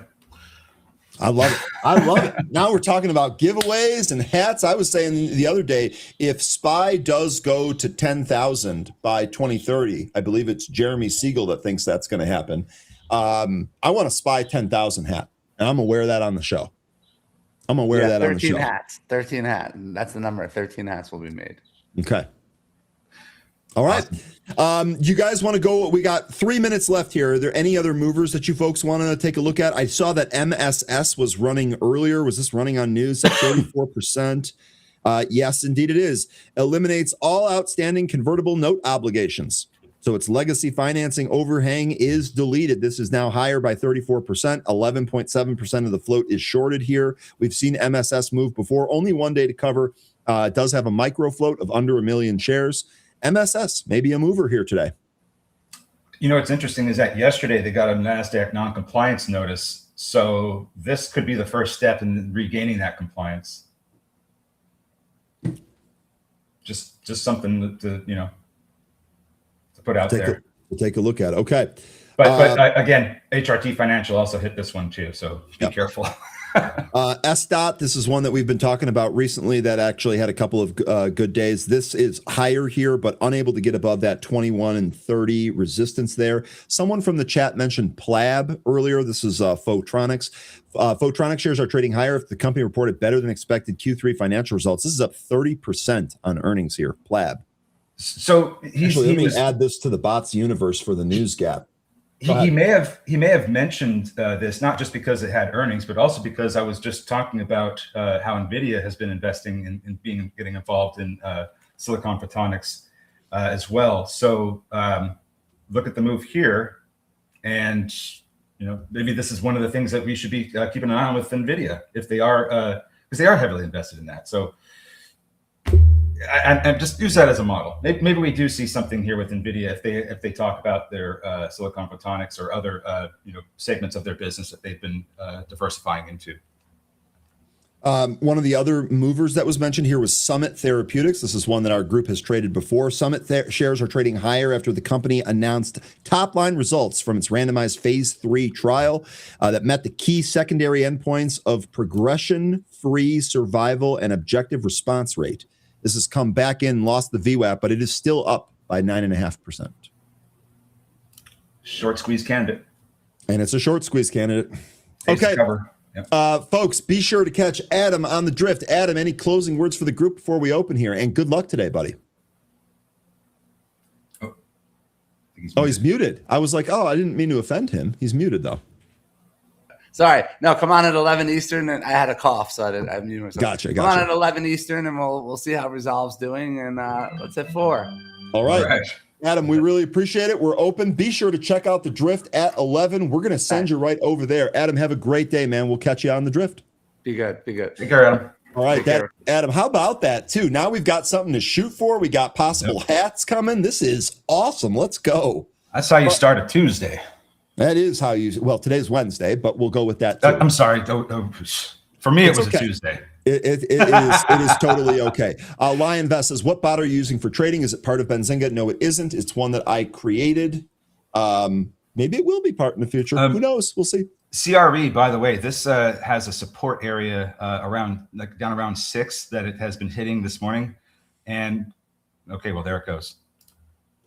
Now it's starting to climb back up. So that $6 support area in CRE that it's been leaning on since it moved up here, that's got to hold up, I think. And to the upside, you have a couple of resistance areas. Looks like 725 and 8. Okay. All right. Shant, we can take a look at Uber. They weren't part of the movers list here that we were looking through, but here's what your Uber stock looks like. It's always Tuesday. I was looking at something that said Tuesday, and I was just, anyway. Shant, Uber, if it takes out its pre-market high there, 82.25, maybe that goes. Take 2 calls in size, 267 take 2 calls for March of 2027. That incorporates the holiday season for GTA 6, by the way.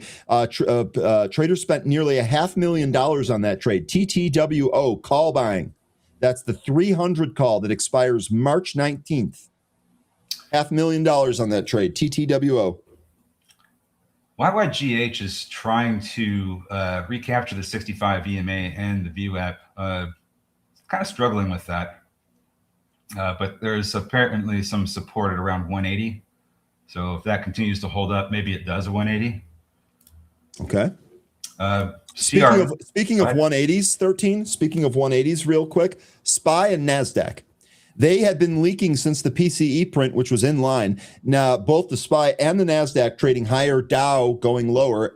S&P futures through the VWAP on this move. CRE is looking not bad. That went right through the VWAP too. We'll see if this tests 8 and moves through 8.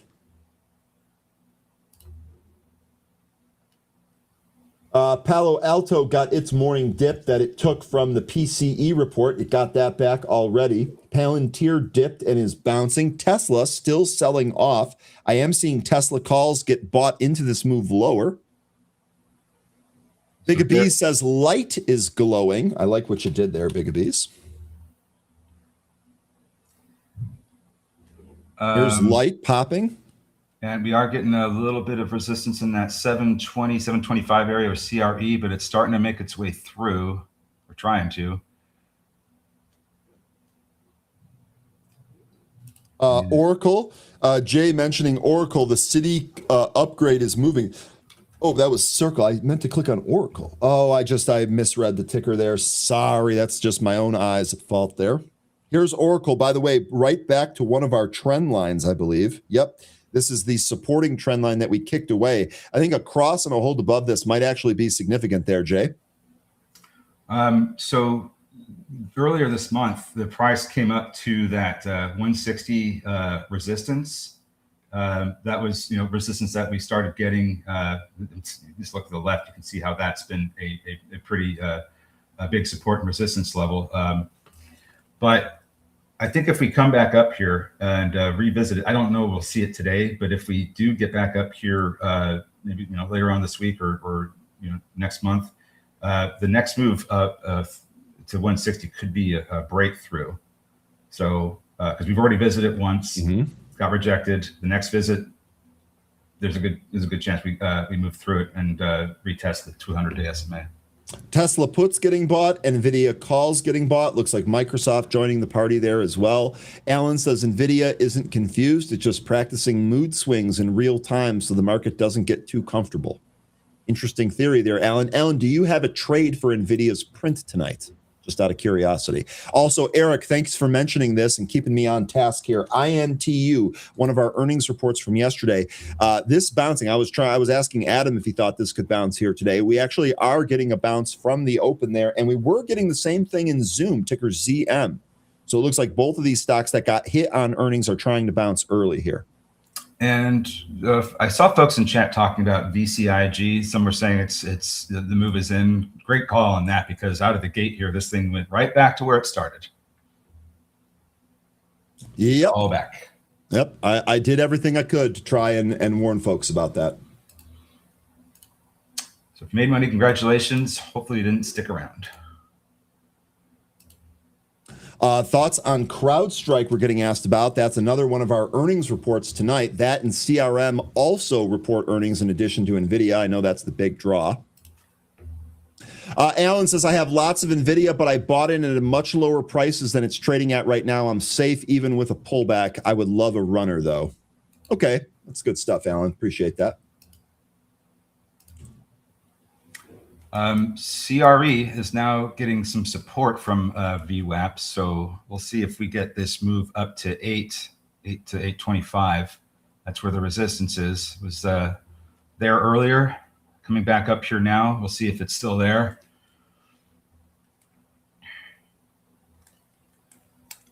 Foes is a great one to watch. PHOS and Okta had earnings as well. And Jim is saying MSS is making a move. Okay, phosphate, that's PHOS here. This is First Phosphate. We actually just interviewed this gentleman. This is an interesting one to watch. I would agree. I'm not in it, though. Jay mentioning that CrowdStrike and PanW both broke the 50-day yesterday. And then MSS, you also mentioned. We talked about that very briefly. Here's what MSS looks like. When it comes to CrowdStrike, it seems like this is, just more of relief. It's been going down, fairly steadily for the past half month. It's trading underneath the 50-day SMA that it was rejected once already. Actually a couple times past 2 days this week. It still looks like this could continue lower. You seem to have some better support down around 175. Okay, 175. That's a good level to watch after the report. Yeah. By the way, Intuit continuing to climb here. That's at its intraday high right now. That was a good mention there earlier on Intuit. I was waiting to see if DKS would put in a bounce after the horrible day it had yesterday. Did it? It's opened lower. It looks like you had your initial out of the gate candle, trying to turn things around here. So let's see if we can get that above 124. We'll just start there. Okay. All right, and folks, let's take a look here at the broader market real quick. And then 13, I'm going to step away for a sec, so let me know what stock you want me to put on. Here's the SPY. This is a nice bounce out of the open. NASDAQ is doing the same thing. Be very interesting to see if SPY can push higher here, 766. The bot did take a trade here on the SPY 0 DTE calls, took the 765 calls. Interesting, we'll see. Target's 225 on those calls. We'll see if we end up getting that. Wow. Do you remember when I was talking about SpaceX eyeing a particular site in Louisiana? Yes. So we got news yesterday that actually ended up happening. They bought a large area of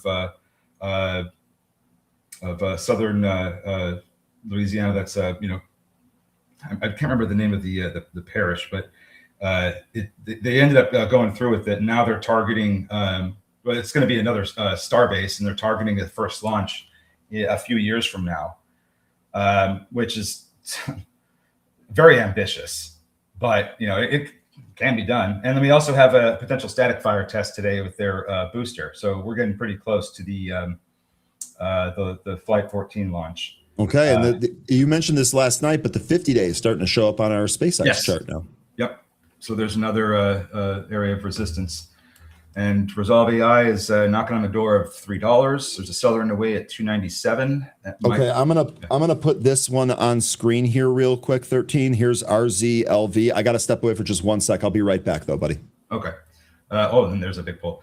Are they getting into submarines? SpaceX? No. Vermilion Parish. Thank you. That was it. Thank you very much, guys. So. Big land acquisition. It's roughly the size, from my understanding, about the size of Chicago in terms of square mileage. So this is a massive spaceport that they are going to be building out, and it also gives them some waterway access. There's a channel that's in that same parish there. I think that's the Army Corps of Engineers uses. I'm just going off of what I recall from looking into this, but. Very interesting news. It's also going to act as a staging point between the current starbase and Cape Canaveral. So lots of great things, being reported here today out of SpaceX, including, Elon Musk saying they want 1 million Optimus robots, 1 gigawatt of solar, driving a galaxy-wide expansion, deployment of 27 Starlink satellites, and maybe we'll even hear some things from Jensen Huang. About the data center satellites that SpaceX and them are working on together. Careful with Elon targets. Oh, absolutely. Yeah, I think that we're still all waiting for robo-taxi. We've been waiting for years, right? Right. And then the robo van, which was a thing that I covered this morning, possible robo van. Yeah. What do you think about that? The robo. I mean, I'm against all minivans. 13. Okay. Soccer mom cars. Okay, right. Let's see. What else do we have here? Ondas bouncing back. Tesla's bouncing back. Velo ended up going higher. Palo Alto actually went green. So that was red to green. That's interesting. SPY looks like it's kind of topping out here.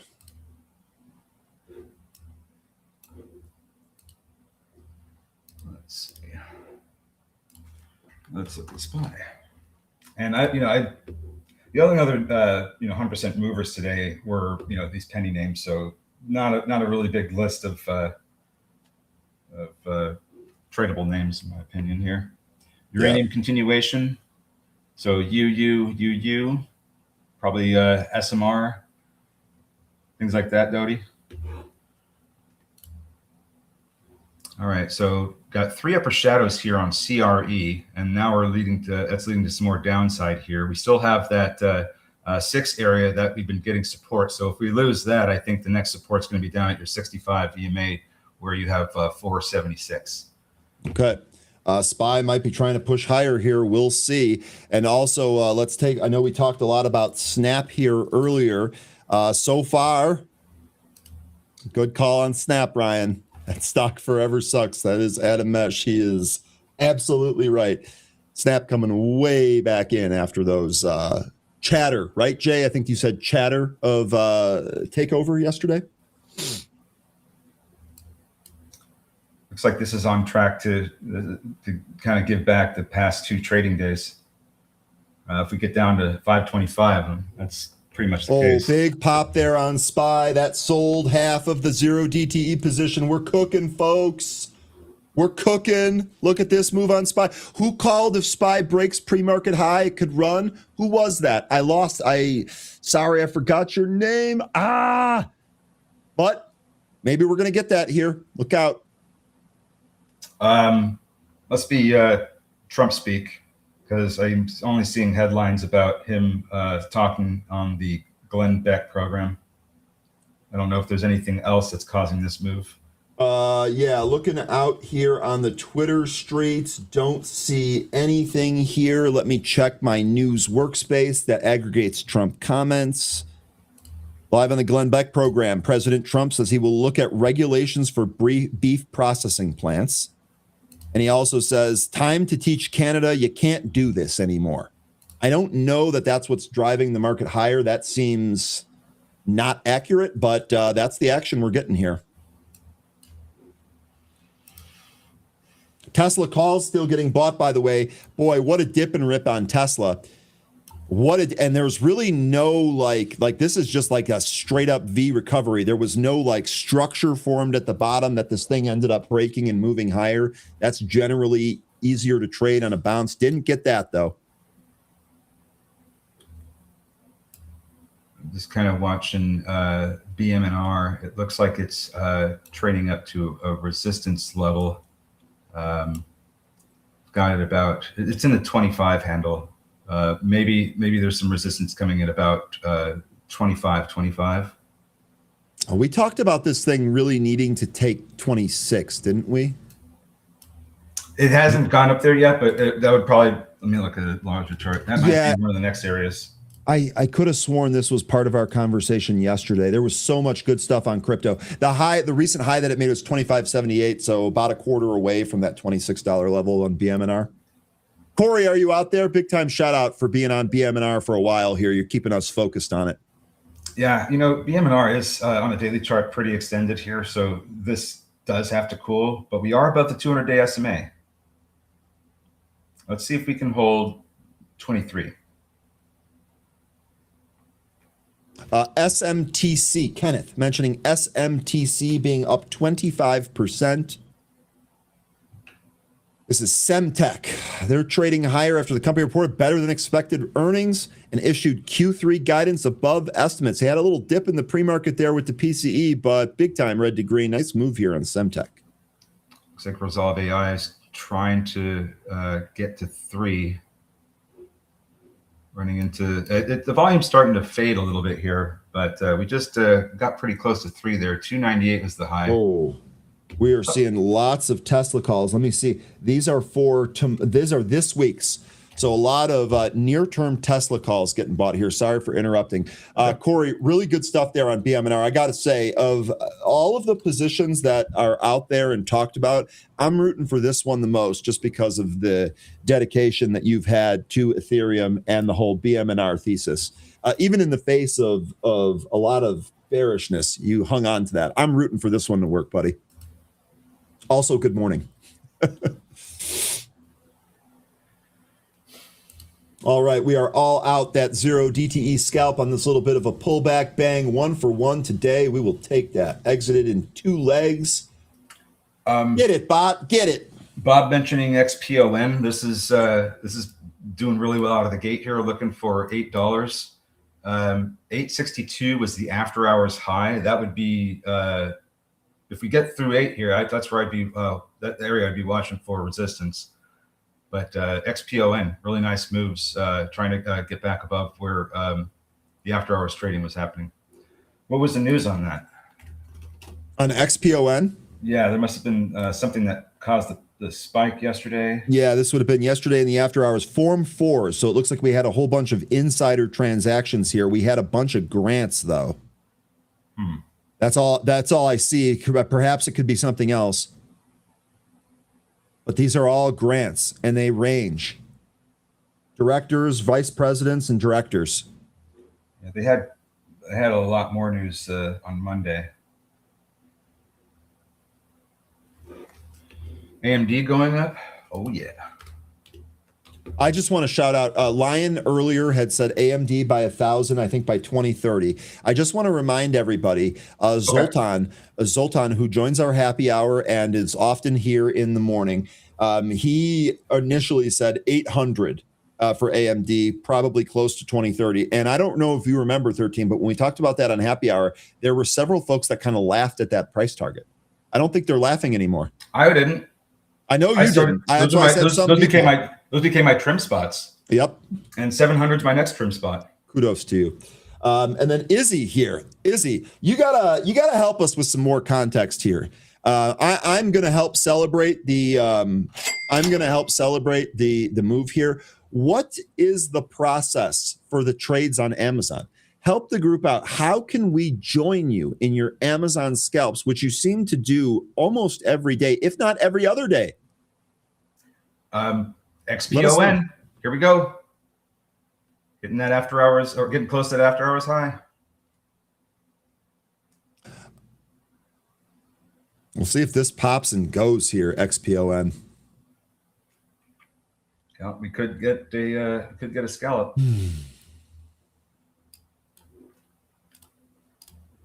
All right, so we are still having a hard time with $3 in RZLV. VCIG just is giving back more than we started with. PON at the after hours high. It printed above. Let's see if we go on a run. Volume looks good here. It's a good mention, 13. Lion here says we could see AMD to 800 or 1,000 as early as the end of 2027, early 2028. And shout out Bob for mentioning XPON here. I only looked at it because he mentioned it. Okay, Bob. You know what? Go, Bob. Get it done, Bob. I'm not here to argue facts. Taking a look at Webull. Apparently, Webull also has an API. I actually learned it from my chat here in Benzinga Pro earlier. There was some discussion on API access. And apparently, Webull has a free one. That's actually pretty good. I didn't know that myself. Retro says, remember, our boots on the ground at Jackson Hole, Retro, says no Fed sightings here. They are staying at the Jackson Lake Lodge in Teton National Park in the Village. So we won't. Retro, I appreciate you trying to do guerrilla reporting for us. I absolutely love it. Sorry, they're not staying at the, I wonder if they tip well. I would have liked to have known that.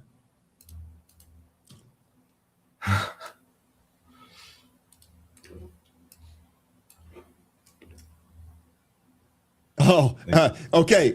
Witnesses. Corey, you're welcome, by the way. If Ethereum goes to 10K, there is a Branson golf trip on me. Corey, nice.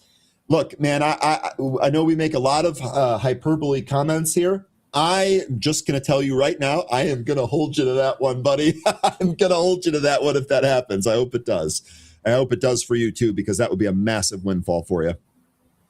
I was laughing earlier because when you were talking about the Fed chipping, I was like, yeah, 2%. Oh, that would be funny.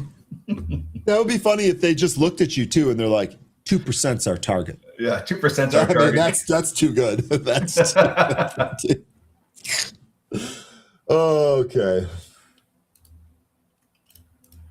So we are still hanging, well, we're beneath VWAP now in RZLV. CRE is still getting support from that 6 area. We're still above 6, even though we have, printed slightly beneath it. Let's see if it can recover that VWAP. That VWAP has been giving it trouble since it lost that level at 8:35 this morning in the pre-market. BMNR running into resistance in that 25 area. So this could come back in towards, well, for now, maybe VWAP. If it goes lower, we can examine other levels. But for now, VWAP's the next support. Okay. I'm just going to roll through a couple of recent movers here. CAPR, this is pushing higher. Is anyone still trading CAPR? And then DAIC, this is another one that had a move earlier this week. It actually looks like this might try and go towards 7. Oh, CAPR, this is the one where it's like potentially a very, very slow moving gap fill, right? Because it's just, this thing was pretty much, do we call this an island? It's pretty much an island until it started losing that support around 21, I think. Yeah, this is definitely an island, 13, but I would not apply my floating island strategy to this just because of the price action to the left. But yes, to answer your question directly, yes, clearly an island. Yeah, so SpaceX calls getting bought, 139s and 140. SpaceX at the day high, by the way.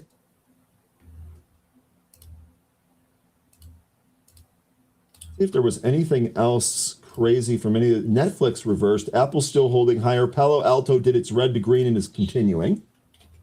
I'll look at Netflix in a bit. Let's see how that's doing. Since I got my 70 print.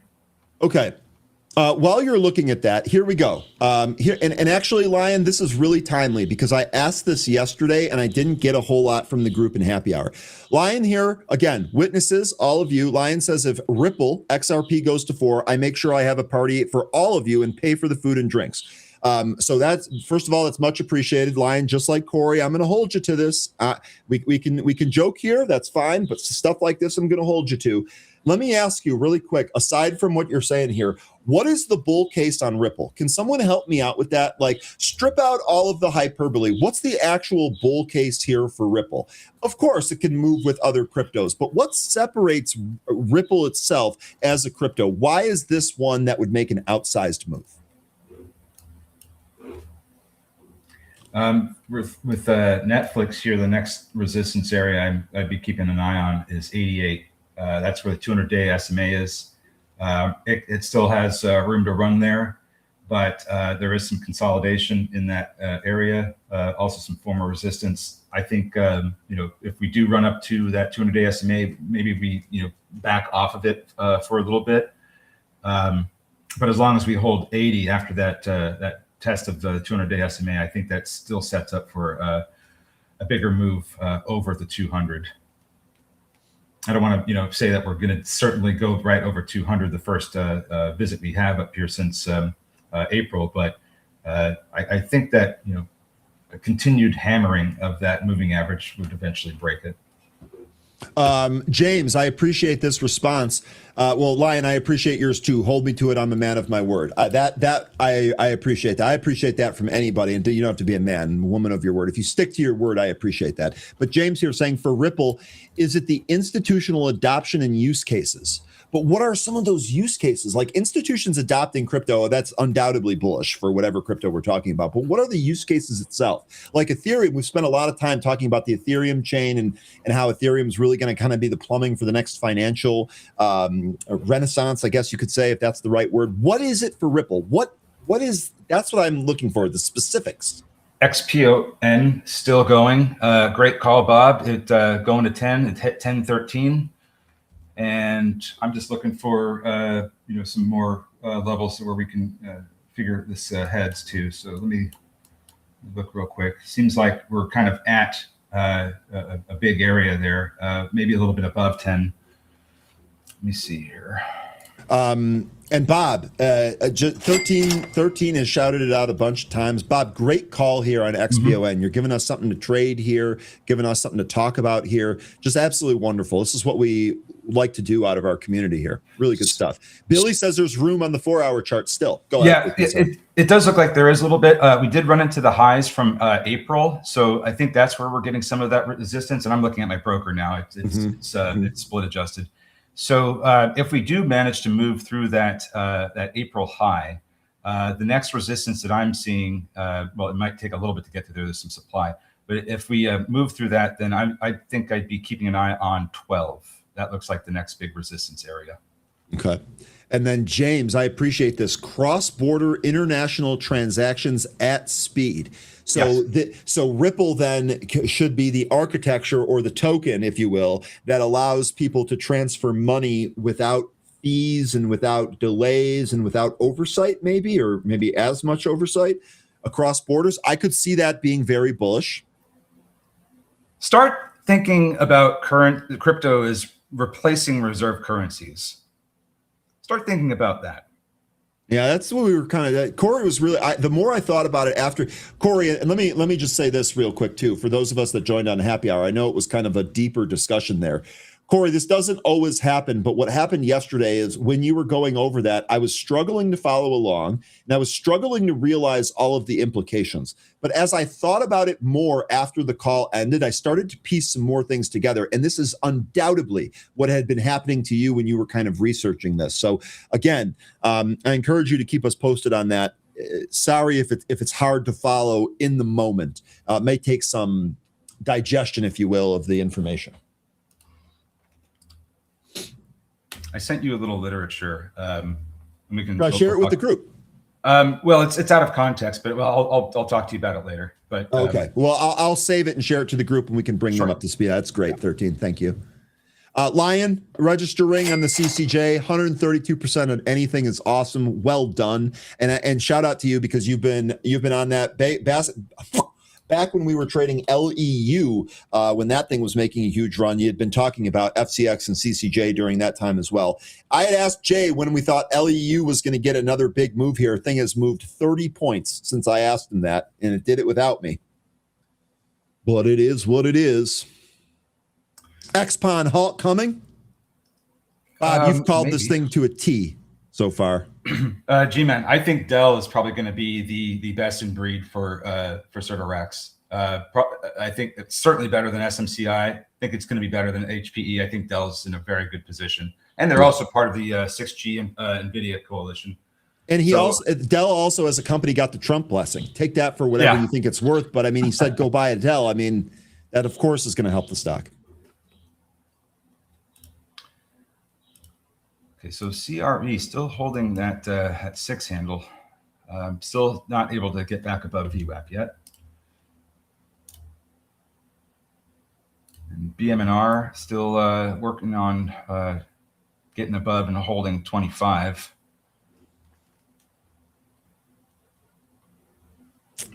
Here's your CRE chart. Boy, this really hasn't done a whole. You know what, 13? I see a trend line forming now. Yeah, a little bit, huh? Yep. And I think that would be one that we would have to break if this is going to go. Is he mentioning that Meta is green? That gapped up. Did that move higher? No, this gave it back. But it did go red to green, Izzy. And Trey's saying he's playing the Dick's Sporting Goods rebound. Is it finally rebounding? We looked at that earlier. It didn't look like it was doing any of that. Oh, it is now. Oh, here it is. This thing was super oversold, so I think that was a pretty good setup there. I mean, this thing was like printing a 15 RSI by the end of the day yesterday. So that gave a really good chance for this to rebound, but we did open lower, and now we're capturing some levels. I don't know where this, let's look here to the left and see where this may end up running back up to. I see that if this does go on a bit of a run, I would maybe peg 130, probably 137 as a resistance area. Okay. So about $9 away from here. If we get if we continue to climb higher, because the RSI is still very low on a daily chart. Okay, and this would retrace a good portion of that candle.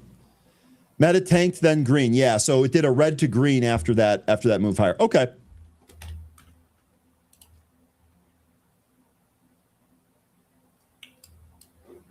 CRE pump.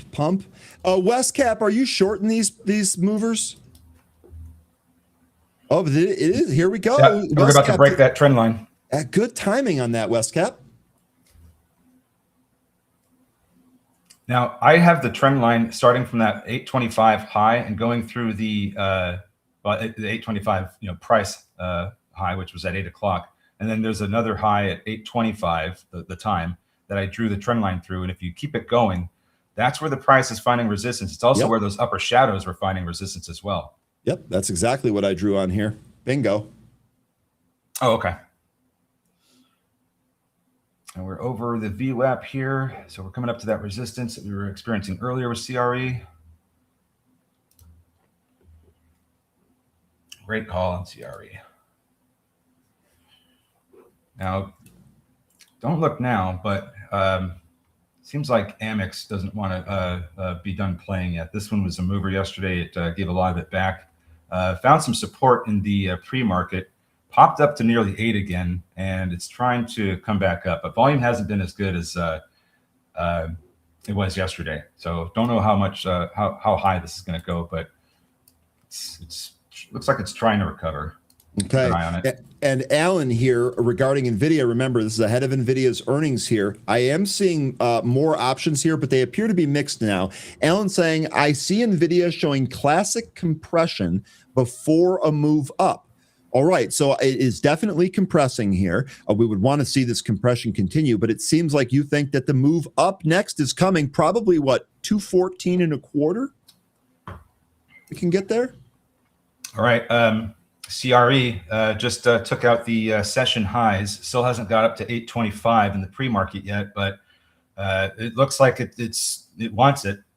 Now, what we could end up getting next is if this does come back in, we're going to want to see the price hold above the trend line that we drew and the VWAP. I think that's going to be the support. Okay, well, now it's just said, you know what? Let's just go. Yeah, it's just like 13's talking about me. It's time to change the whatever's going on. Really quick, a little hot air. James, I bought an Area 51 Dell with a Ryzen 9, 64 gigs of DDR5 and an RTX 5090 and a 32 for about $8,000. That is an expensive computer, and it's called the Area 51. Gotta admit, that's a cool name. Not opposed to the name. Hi, kitty. What are you doing? Oh, are you playing with the other kitty? He looks wild. Hi. All right, so we got the warning here with from Bob on XPON. He's seeing sellers pile in. So, and he saw it right at the 8. He saw it right at the 8 resistance, I think. No, XPON. Oh, I'm sorry. I had the wrong. I'm sorry, 13.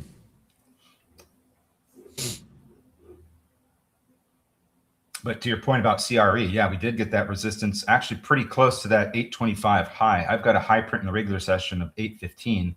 Now we're starting to see that move back down towards the support levels that we had were just recently resistance. So if we hold above VWAP, we could see a break above that 825 and CRE, maybe in about 10, 15 minutes. Okay. This XPON is doing a decent job staying above its VWAP so far.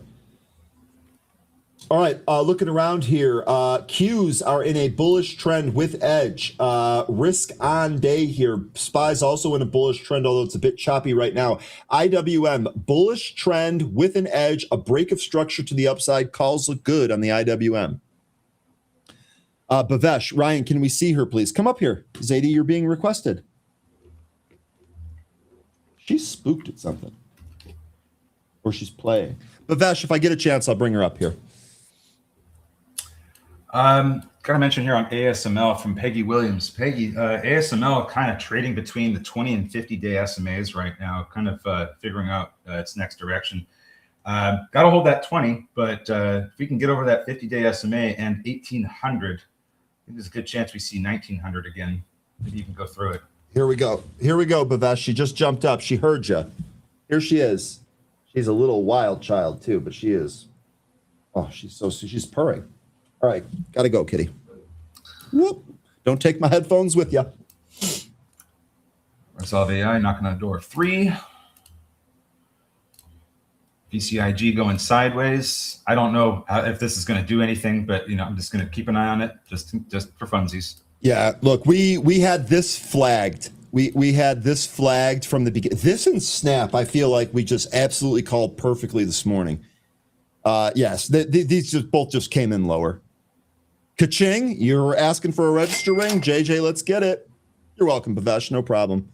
She is a sweetheart. Thanks for the kind words, too. All right, the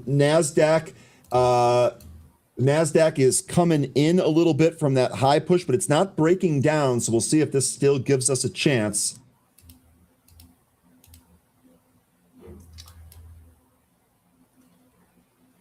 XPON running to 10. That's what Bob was saying. Where is that? XPON.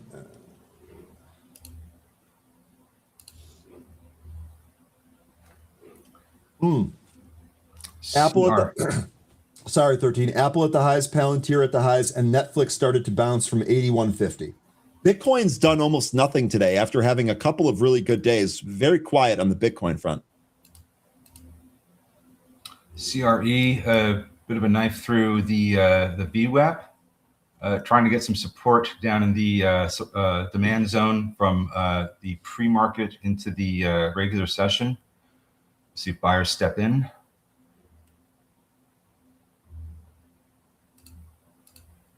And I had XPON on here already. Hold on. So XPON halted at 10:33. Oh, I missed that. I'm sorry, 13. That's okay. I don't have it on here.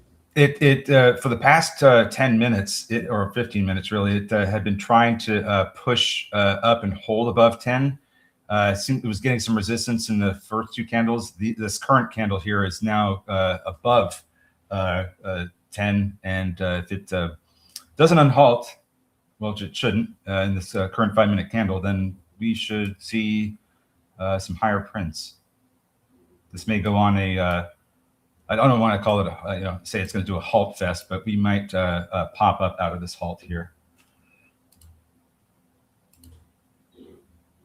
CRE did yank there. BTC is consolidating. I would agree with that. The Colossus, it's just kind of sideways. It's not doing anything, but I think you're probably right on that consolidation call.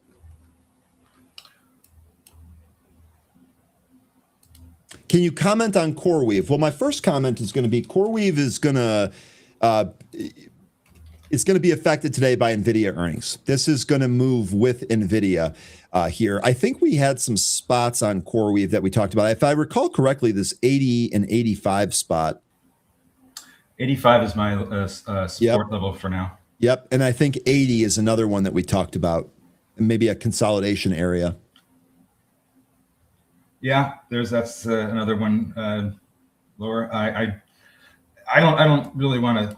Well, that's just me. I'm not really looking to explore the possibility of 80. Well, my 85 level, which has been a level since this thing IPO'd, shortly after it IPO'd, holds up. So if we lose that, then I'll start looking at some levels beneath it. But 85 to me is the one we got to hold here. Yeah, and really, 200. And I'm sorry, 13, and kind of a change of subjects here, but really quick, Selena, R.I.P. Dolly Parton. I'm not here to argue facts. America's sweetheart, Dolly. Let me tell you something. R.I.P. to her and her family, an absolute legend, of course, for more than just music, too. She's a really good philanthropist, good businesswoman. Yep. On top of that, though, yesterday with her passing, I saw a clip of her performing a version of Stairway to Heaven that I had never heard before. That's awesome. Something. The end of that rips. And I mean, I was skeptical at first. I love Led Zeppelin. I love that song, but oh my gosh, she did that thing justice. That was, if you see that floating around the internet, take a couple of seconds and watch it. It's worth your time. Steward of humanity.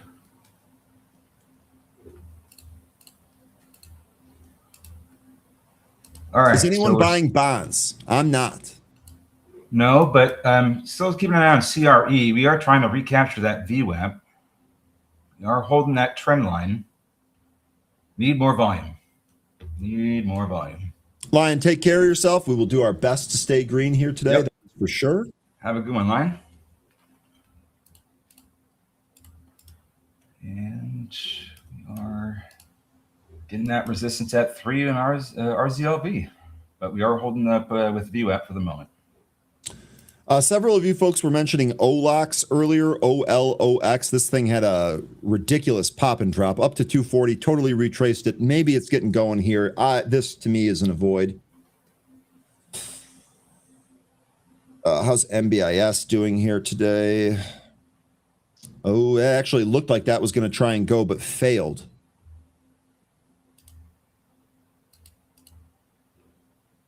SPY pulling back to the 9 EMA now. So we are getting a pullback, both the SPY and the Qs here. Dow's still kind of holding in. Velo smoked. Apple continuing to trade higher. And SpaceX actually reversed. That was at the highs last time we checked at that.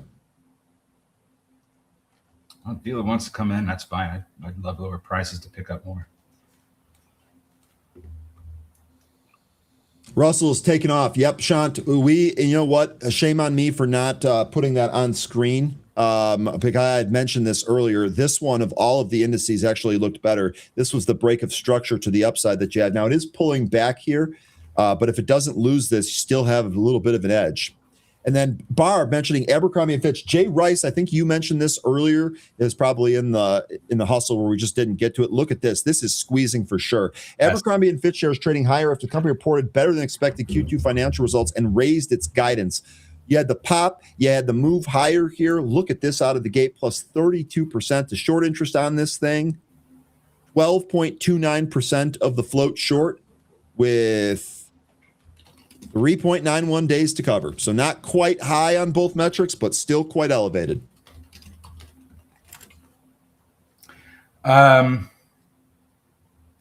So we were asked about a couple of tickers. One of them was DoorDash, what we thought about it. Okay. This thing is getting extended. It's coming up to a resistance area that I have at about 240. The good news is that we did Golden Cross on August 18th. So if this would just cool off for a second, it looks like it could still climb higher. One thing that I found that was I don't like this company, by the way, but I'm not going to discourage anybody to trade it or own it. But one thing that I did find interesting was that they are looking to launch their DoorDash Air delivery program. It's with drones. That's supposed to start in the fall this year. So when that launches, that could certainly create some price action.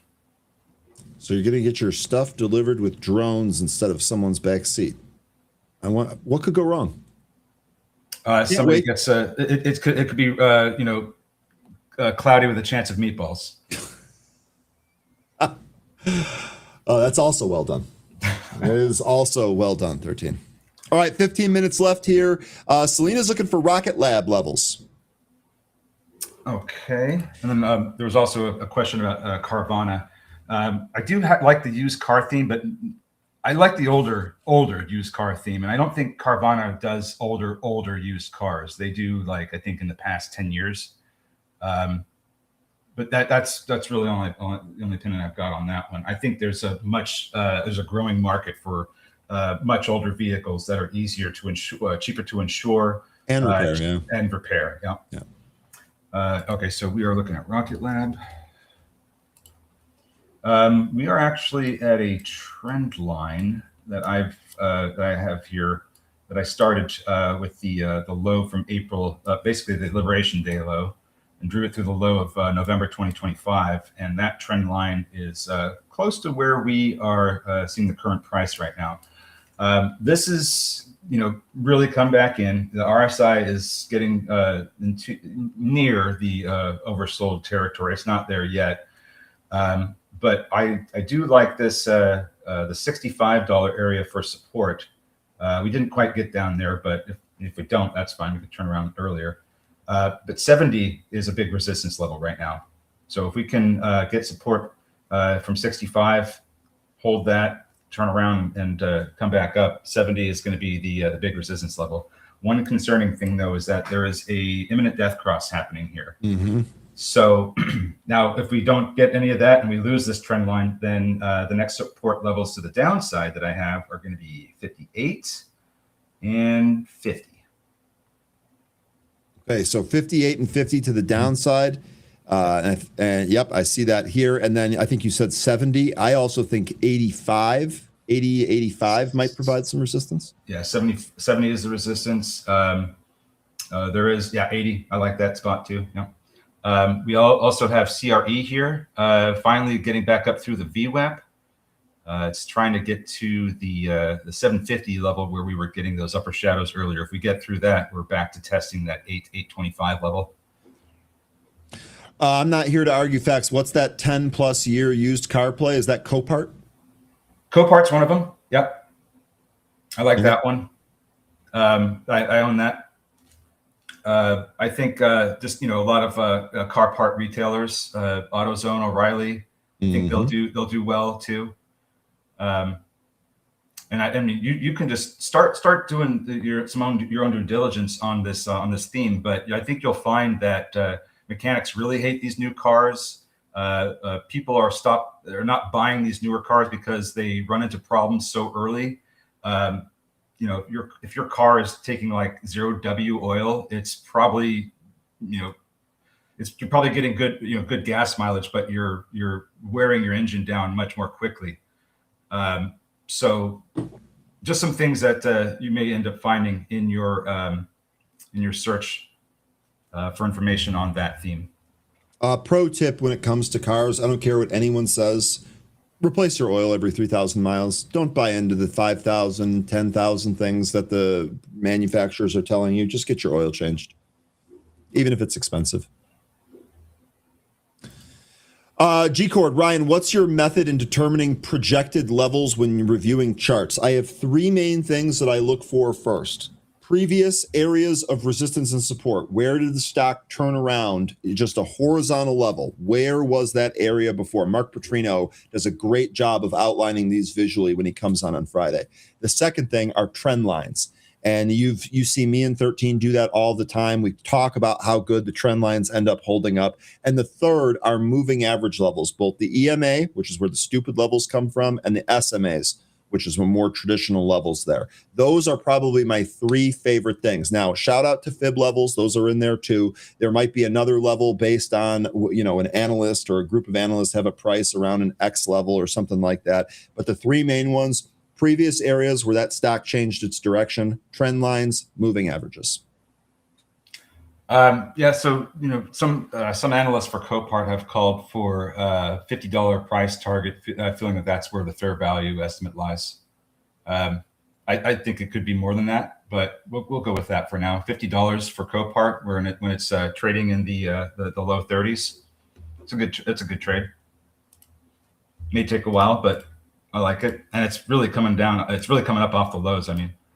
By the way, XPON, we didn't quite get to 12, but we managed to print 1179 before we broad sorted here. I think when this opens, we're going to want to see what happens around that VWAP there, which I have at 927.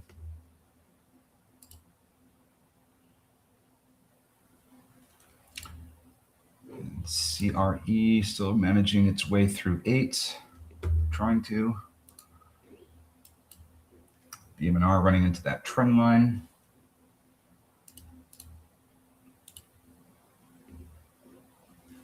What else? Have you seen the graphene additive for higher mileage engines? I don't know what all the different additives they put in fuel for mileage, for emissions. I know they do detergents in there. I mean, there's a lot of things they put in oil to. Or in gasoline to make it so that it's more efficient and less harmful in the environment, but it also can make it more expensive. Do I think MGA going to get hurt with Canada trade deal? Probably, because that is not necessarily just a parts supplier in the sense that you get replacement parts. It's a part supplier in the sense that they provide the completed assemblies for car manufacturers. So yeah, I think there's a good chance it could get hurt. I'll have to look into that some more for you, but that often, just on the surface, I think that's one that could certainly get hurt. Real quick, King Ace, Ryan 13, do you usually use those lines on the daily or the weekly? I've also noticed 13 uses EMAs and Ryan uses SMAs. So we actually use both, and 13 does a really good job of calling out which one he's using or which one he's referencing. Also, as far as the daily or the weekly, no or there. We use all of those. The traditional chart that I use here, you can actually see it on the screen. 1 minute, 5 minute, 15 minute, hourly for intraday, and then daily, weekly, and monthly. And I would say that 13 uses pretty much the same ones there. Yeah, when it comes to simple moving averages, the SMAs, I tend to use those exclusively on the larger time frames, the daily, the weekly, the monthly.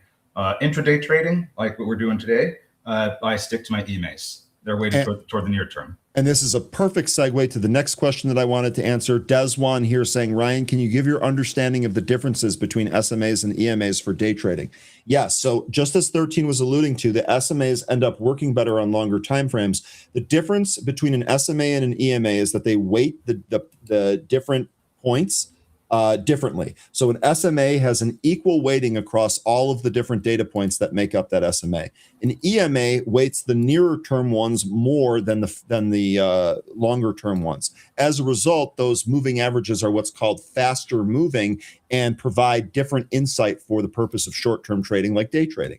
So 13, you often will use some of those EMAs for the stupid levels, right? Like you'll look at a larger time frame for the EMA, and that makes sense when you think about it. We're talking about a day trade, we're talking about a short-term trade. So he's using the EMAs, but he's looking on larger time frames because he has to look out and figure out where this price could go on a larger time frame. And you know if that makes sense to you. And it's intraday, so then they're weighted to the near term, which works for when we're looking at those ridiculous levels. Yeah. So good questions there. Hopefully all of that made sense to you. Let's see what else we got here. We got 6 minutes left before the story trading, folks. And folks, be sure to tune into story trading and the drift. This should be good here today. Can't wait to see what Ben's doing. So I don't know if you've looked at the SPY lately, but that 20-day SMA, and here we go with the SMAs. This has been providing support this week until today. Now we're on the underside of it, and we're finding resistance from this 20-day SMA. Now, I don't know if this is going to end up being the case the entire day. We have a whole day ahead of us, but so far, I think that's telling me that we may not we may not be able to recapture that level today, and we could end up heading lower. And if we do go lower, the area I'm looking at in the near term for support is going to be down around 755 to 760. It's just an area we've been talking about for this week and last week as to where this this downturn in the broader market may ultimately end up soon. So there you go. Really good way to fold in the SMA discussion there too. That was a perfect example there, 13. And you can see we look at this every day too. We look at these every day. Glenn says you're missing the boat if you're not adding Ichimoku clouds to your toolbox. So several of the bot trading strategies that I use multiple time frame clouds, Glenn. One thing that I will say here about adding them to the charts, especially when you're sharing them on screen here, sometimes the charts can get messy. Mm-hmm. But the clouds, like there are a lot of really smart, really successful traders that often say the same thing that you're saying, Glenn. What I do especially for newer traders, don't try to add everything. Try to pick and choose what makes sense to you. What do you understand? Where can you see patterns forming? You'll generally be more successful with that. Yeah. Stick with what works for you. And if there's a new suggestion that comes along, like in happy hour, somebody I don't remember exactly who it was. I think it was Gary.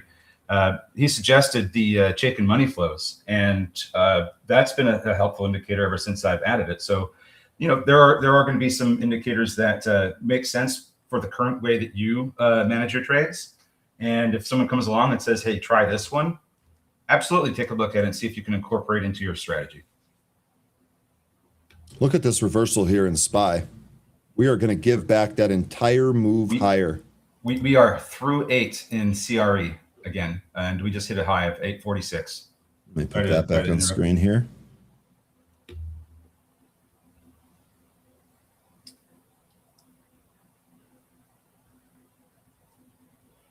Look at that. Look at that.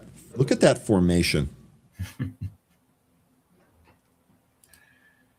King A says Benzinga Pro has definitely helped me a lot. Love it. The past month I've joined. Awesome, dude. That is absolutely phenomenal. Phenomenal.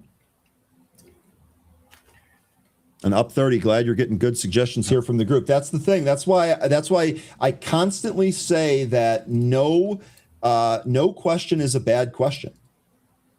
Because if someone else derives an insight from that, now you just inadvertently helped somebody else out. No such thing as a bad question. XPON open, still above VWAP.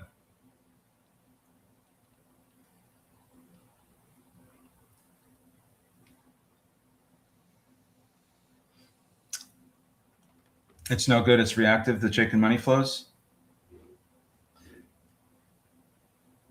But doesn't that help? I mean, if it's reacting and it's reacting to more money flow into the stock, doesn't that help determine a trend? Maybe you can't use it as like an entry signal, but I feel like that could still help you determine what the trend of a stock is doing or if that trend is likely to continue. It's not something that I'm using in day trading. It's one of the things I use in the larger time frames. That's another important thing too, right? Like I use VWAP a lot in day trading. Don't really use it a lot when I'm looking at a daily, weekly, or monthly. So really just depends what you're doing. Judge, we appreciate you too, buddy. I can't wait. Here, I can't wait for fantasy football again, Judge. And I think your Giants are going to be a lot better this year. I was at the dentist yesterday, and my dentist was a Giants fan, and she was talking. I don't know why she felt she needed to, but she was saying that she had to kind of cover up her team's logo when she was going and I forget where she was, but she lives in Texas. They're Cowboy fans. No. Okay. It wasn't because of that. It was when she was living in Boston, and I said, "Hey, look. Here's the thing. You're the team that prevented Tom Brady and the Patriots from their perfect season. So that's a badge of honor. Don't ever hide that." I'm all for lifting other people's teams up, but that's got to be one of the biggest gold stars on the Giants ever. Just preventing that perfect season from happening. Sorry, Patriots fans. That's 13 that said that, by the way. That was me. I'll take all the smoke. You're a good sport about it. That much I appreciate. 13, we're out of time here. It is time for story trading. You have any closing words for the group here that's not Cowboy related? Well, hold your breath for NVIDIA earnings, and we'll see what we end up getting. 5.5% potential in either direction. And just listen for what is said in the conference call. I think that's going to be more interesting than what the numbers they initially put out are. So, folks, have a great rest of your day. I'll be back here tomorrow. Take care. See you later. Bye-bye. All right, 13, really good stuff here today. We will see you tomorrow. Take care. 13's departure leaves room for the story trading group. Let's bring on Ben. Let's bring on Rhett. How you boys doing today? Pretty good. Doing okay here. I'm just trying to find the trade right now. Breaking news. Did you see this? U.S. officials say Chinese state-sponsored hackers breached NASA, the Federal Reserve, the U.S. Senate, Justice Department, Energy Department. You see this? HHS, NIH. I did not. Okay, I just saw that. So I bought some hack call options. Hacks the cybersecurity ETF. What's a great cybersecurity stock to buy right here? PanW, baby. That is your leader. That is my favorite. That's the one I have the most success with trading. PanW. Right there. All right, I'm gonna buy some. Don't judge me, Rhett. I'm buying. I don't know. Is that real breaking news? I saw it. No, it just came across my news feed as well, Ben. More is coming out. So why aren't these exploding yet? Are we early? Are we like super early? Let me see. Let me get some PanW calls. Well, I'll tell you what. That's a really good call. If this is early and these things are about to go, kudos to you for giving that to the group. Good luck, boys. I hope it works. All right, cool. Appreciate it. Thanks, Ryan. Yeah, all right. Bye. I don't know. These PanW calls are expensive. I'm gonna get some common shares on PanW. I got the wow. These are expensive though. Oh my gosh. All right, let me get some PanW common shares along with those hack ETF call options. All right, so that was breaking news just out. We have a lot going on this morning, man. Wow. We got with some failed trades, some trades that are working. We got NVIDIA earnings.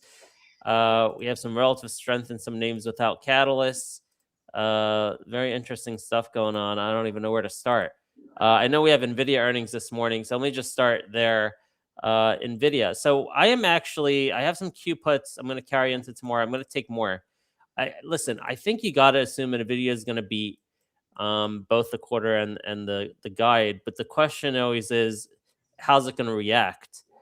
And it concerns me that the Qs are below these moving averages here. In fact, let me see what Soxel's doing. You can't really do. No, not Soxel. Let me go Sox, Philadelphia SE Semiconductor Index. All right. This too.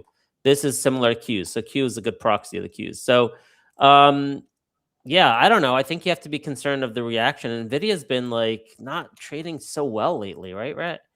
They're not the best. So yeah, I'm gonna carry some puts into tomorrow in case the shit hits the fan. It's not my base case, but I have a lot of longs that I need to protect. So let me see. In fact, my position size is too small. Maybe I'll add more now. Let's see. QQQ. I'm in 704 is expiring tomorrow. Yeah, if the shit hits the fan, 704 is not a bad contract, right? 704 is not a bad contract. Yeah, And then, that should be pretty good. yeah, and then we have I mean, Jackson. if it really hits the fan though, Ben, I mean, realistically, And I'm not expecting it to. I just have a lot of Yeah. calls and I want insurance, you know? I mean, I have a lot of longs. yeah, then that's a good bet there. Yeah. Oh shit. I need to free up some cash to add to that. Nice pop in SMTC. NVIDIA looks like it wants to keep heading lower as well. Yeah, I gotta. What the hell am I gonna sell? I gotta sell something and buy more Q puts. You know what? PanW just took away a lot of my buying power because that's an expensive stock. I got the hack options. I'll just rely on that for the cybersecurity trade instead of PanW. Let me see. All right, let's get back to those Q puts. There's a bunch of tickers people were giving us in the chat. For cybersecurity? Yeah. I'm going through and looking at them now. All right, cool. I got some more insurance. I may up that right before the close. So, all right, what are we trading here? What are some? We had winners and we had losers, and SMTC a big winner for us today. Jumped into this on a huge earnings beat. This is a new ticker symbol for me. Didn't know about it. AI related. I like the valuation. I like the beat. I like the technicals. So this was a nice win for us. A pullback, and I re-added here on the pullback, so that's going well. A&F, man, I was staring at this. I had a 117 buy order in pre-market, went to 117.80, missed my buy entry by 80 cents, and look at it go. If you look at the weekly chart here, and if you look at the fundamental valuation, and this has a history of running, it would not be crazy. It would not be crazy to see this at 165 by the end of the week. So that's something I missed. I'm not in it. I'm watching it. I don't know. So that's something we're looking at. So SMTC, ANF, AVAV not reacting well to a catalyst. TH, I'm in this, man. I'm in both of these two. They're not reacting well to catalysts. I may have to cut these, man. I cannot believe TH is giving me a candle like this after that. How big was this contract again? Let me find it. Oh, where is it? Let me pull up Benzinga. AVAV $51 million contract that's failing. TH $250 million contract, pretty significant versus the 1.7 billion market cap, and this is failing. So I'm not happy about these two. Only thing really working for me today, the initial pop, got it, sold it, hit our target, got the pullback. That's working. At some point, I got to sell AVAV and TH for a loss if they're not going to turn around. So we're looking at that. Look at this relative strength in RTX. Whoa, what is going on? Hold on. My account is down much more than I thought it would be. Hold on a second. Whoa, I got to check something here. Oh,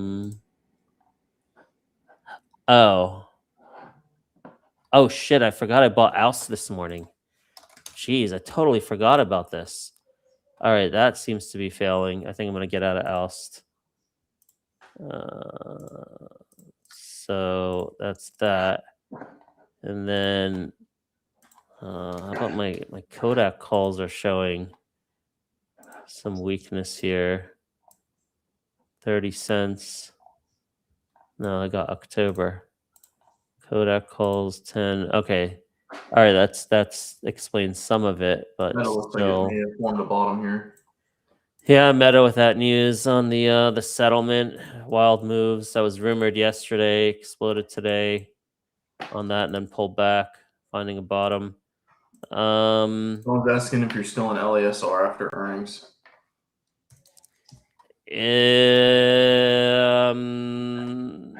thought it was. Let me see if that was. I was. Hold on. Let me see if I I think kept that it. was long term. Yeah, it's in my long-term account, but I actually may have sold it yesterday. No, I'm still in it. Still, I reduced it. I did reduce in my long-term account just yesterday because I wanted to buy something else. So I took the I sold half of the laser for a loss yesterday because I wanted to buy something else. I forgot what I bought. Probably alerted it in the Discord what I bought. But in any case, yeah, I sold half it, have the other half. So that's been a nasty trade, unfortunately, or nasty investment because that's in my long-term account. So, in any case, oh man, I've been trying to buy these RTX calls. I should have just chased it. This is looking really nice. I should have just chased these. Let me see if I got lucky. I don't think I did because I had my limit at the bid, and it's just only gone up since then. No, it didn't fill. 212.50 is what I'm trying to get. Oh my gosh, he's really moved now. 140 by 210. RTX on no news. Looking really good over here, and I just love playing this stock. Not in it at the moment, but I should have just chased it when I first saw this. I could have gotten it at like 150, and now it's 140 by 210.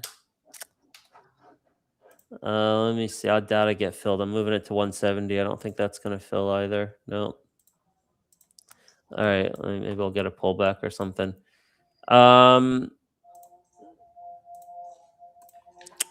Man, this TH is failing. When the hell am I going to cut my losses on TH? I can't believe we're getting this candle over here. Bearish engulfing. Looks like it wants a 20 DMA at 1663. Brutal reaction to a positive catalyst. Painful. Only thing working for me is SMTC. And I don't know, at this point, I'm thinking maybe I should just buy ANF. Nice. All the way up here, though? I don't know. It's trending above that trend line. And then, like, if you look at the fundamentals and the valuation and everything, like I said, I put in the Discord that this could be 165 to 173 by the end of the week. So I don't know, just bought a little bit, but it looks like SMTC has been the easiest one to trade. Everything else. And Plab was initially a big victory in pre-market. I actually took my profits there, but then I re-entered on the dip. I had to sell for a loss. I jumped in the conference call late, and I heard the guidance wasn't good. It was not given in pre-market. It was given during the conference call. So that was a failed trade just because we didn't have that information in real time of the bad guidance after a very nice beat. So that was why that one failed. But man, TH is really upsetting me over here. By the way, I have a new blog up on our website. Very interesting article. I think you guys would like to look at. You can just follow us on X to find it, or you could just go to storytrading.com, go to the very bottom of the page, click on blogs right here, and then performance update, all right, amidst a new market regime of extreme volatility. So I've had some challenges here. Overall, still up probably 75% or less now, to tell you the truth right now, because I'm not having a great morning. But overall, still well, but the last 3 months down 16%, despite really, really accurate swing calls in many names, especially Lunar and Gold. Should have been much more. I should have been up, not down. And the reason I've been down is because my particular tactics for trading, there are a lot of things I do here, which you can look at right here. All right.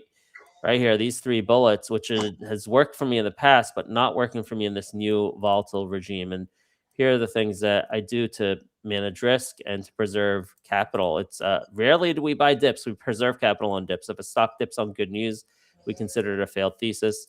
We have very, very low tolerance for drawdowns, intraday or otherwise. If a stock moves 2 to 3% against us, we bail on the trade. And we don't like holding stocks overnight in our short-term trading account due to the risk involved. So this has helped me over the years outperform significantly. But in this market, it's causing underperformance. And it goes through all of these new trading dynamics that I'm seeing ever since the SpaceX IPO that makes my particular tactics, counterproductive against the current single stock volatility that we're seeing. So very interesting article. I can't be the only one that's dealing with this, so I wanted to put that out there to let you know you're not alone. A lot of people going through this, and we have some proposed solutions of how to change tactics to deal with this new volatile regime. It actually helped me this morning with SMTC, because one of the rules that I had is if you go red on bad news, if you go red on good news, that's a fail. That's a signal of a failed trade, and you should get out. So SMTC went red, and I had to remind myself that that's no longer a good rule. It used to reliably work, no longer. Now you could be down on good news, and then it will just reverse, and that's what happened. You can go green to red on good news, and it'll reverse. You can hit a new pre-market low, which it did over here. Pre-market where's pre-market? Here to go, right? So hit a new pre-market low. That's usually a sign to get out. No, not in this new regime. It's a little bit meaningless. And, so I actually bought the dip here, which felt really bad. It's against every, piece of DNA in my body to buy the dip, because I'm always about protecting capital. But I did it, and it worked out. I'm just trying to adjust to the new price dynamics we're seeing in the market. So, yeah, take a look at that article. If it helps, we're all out there to help each other. And I really can't be the only one who's having difficulty trading in this really, really volatile regime we're in. So, sure. It's definitely been a lot more challenging for me as well. Yeah. I even have a different approach than you, but still, it's yeah, but I see that you're very also big focus on protecting your capital. I don't see. Yeah, like I've been cutting it a lot faster now. Like I'm not there to stick around and see what's going to play out, because these moves are vicious. Yeah, they are. So, Dougie, you're here. I didn't realize I was sitting. I totally forgot we were on. I'm sitting here trading just showed at up. the market. I'm like, I had no idea you were here. I seen it on the X. I'm like, holy cow, we're live. What am I doing? Yeah. I'm supposed to be live on there. But here's another one. I'm not sure what to do with it. It's just crazy price action. Look, it may same thing. I'm gonna have to sell it. I can't just be like, okay, TH was a positive cattle, and I wrote about it. I said, how many times are we getting negative reactions on day one of a catalyst, and then it explodes on day 2, 3? It's been happening a lot. But it's against every freaking, like I said, every single cell in my body, every single atom in my body says sell, take the loss. And I'm probably going to take the loss on TH today, because I just, that's what I do. I protect my capital. This is a tough market for me. So yeah, anyway. Very volatile. Yeah, I mean, if you're looking at minute charts and intraday charts, you are getting shaken out. Yeah, even the daily charts. I mean, you're right, even because look at the Qs the other day. Out. And right, the Qs here. Right, this was this candle. Although, look, we're back. This is why I kept some of the puts. So we closed below the 20. So I loaded so many shorts for yesterday morning. I got my ass handed to me yesterday morning. I was like, this is a terrible close on the Qs. It had a strong afternoon. It did. It made a valiant comeback, right? So initially we were like quasi red alert on Monday morning with a target of 701.59, and it hit 702.70. So close to that gap fill, a bounce back, but it didn't bounce back strong enough to go over the 20 DMA. And that's a really bad look below the 20 on a week that we had a million binary catalysts that could go either way, right? Including what we have left is NVIDIA and Jackson Hole. So I'm like, this is not a good sign, man. I loaded shorts and I got my ass handed to me yesterday morning.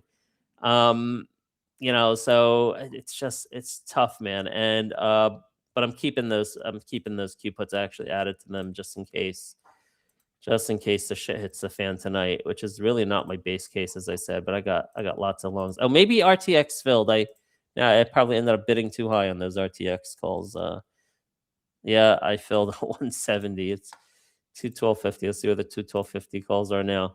On the last trade, it's 146 by 140 to 190 right now. I should have jumped on it when I first came up with this idea. I put in the Discord that I'm eyeing these call options. I should just bought it instead of eyed it, and then I could have gotten in at 130. Anyway. Yeah, eyeing them for a day seems to be bad because it always does what you think it's going to do. It's when you don't react, that's when it doesn't do. You're just like, oh, wait, it went the other way. Holy cow, what the heck? But you like trading RTX too, right? Yeah, I do. This has been the options are usually very cheap on this. I've had good success on this, but usually I trade around geopolitical catalysts.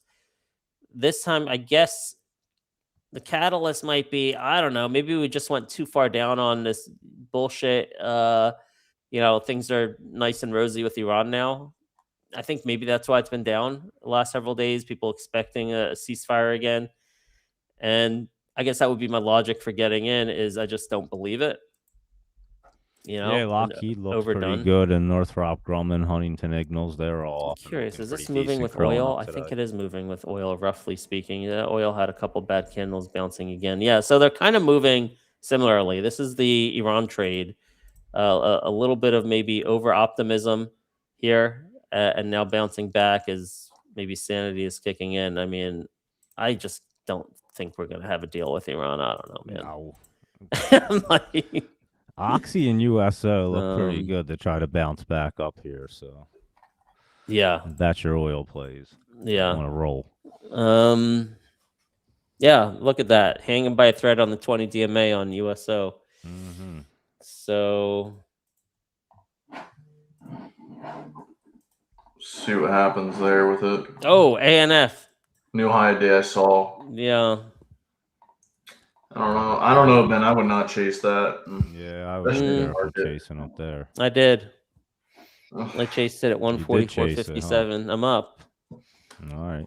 I'm up on it. I'll give it to you. Yeah, I mean, that's a nice looking chart. See, that's the other thing that I'm trying to remind myself of. In the blog that I wrote, where's the blog? Let me find it again. Did I close it out? Hold on. I gotta. All right, hold on a second. It's over here. See, the other thing that is happening, it's like, it's okay. Here it is. It'll probably be magnitude of daily moves plus. Let me just see here. The other thing is here. Look at this point. Magnitude of daily moves. It used to be that if money flowed into a particular sector on no news, now we have news on ANF, but 3 to 5% moves would be the entire move for the day. Now rotational move can cause sector moves of 10 to 20% in a single day. Think about that for a second. Together with this point, that I said there's an inflection point in group trading. When things move, they move fast and hard. A 5% move is no longer a great day. A 20% move is. Why? Because capital is now moving as a group, powered by groupthink due to social media influencers and the impact of agentic trading, where bots are all following each other. Like the momentum trade is really, really strong, essentially. So, I'm trying to appreciate, like, when you have bad news, you're just down all day. When you have good news, you're just up all day, and the percentages don't matter, right? I'm trying to learn and adapt to the new trading dynamics here. Reprogramming your brain, Ben? Yeah, I am. Honestly, I just put in the Discord. I feel like I'm learning to trade all over again. Yeah. Literally. Crazy. It is crazy. Wow, guys, look at meta here. Look at this recovery we're having.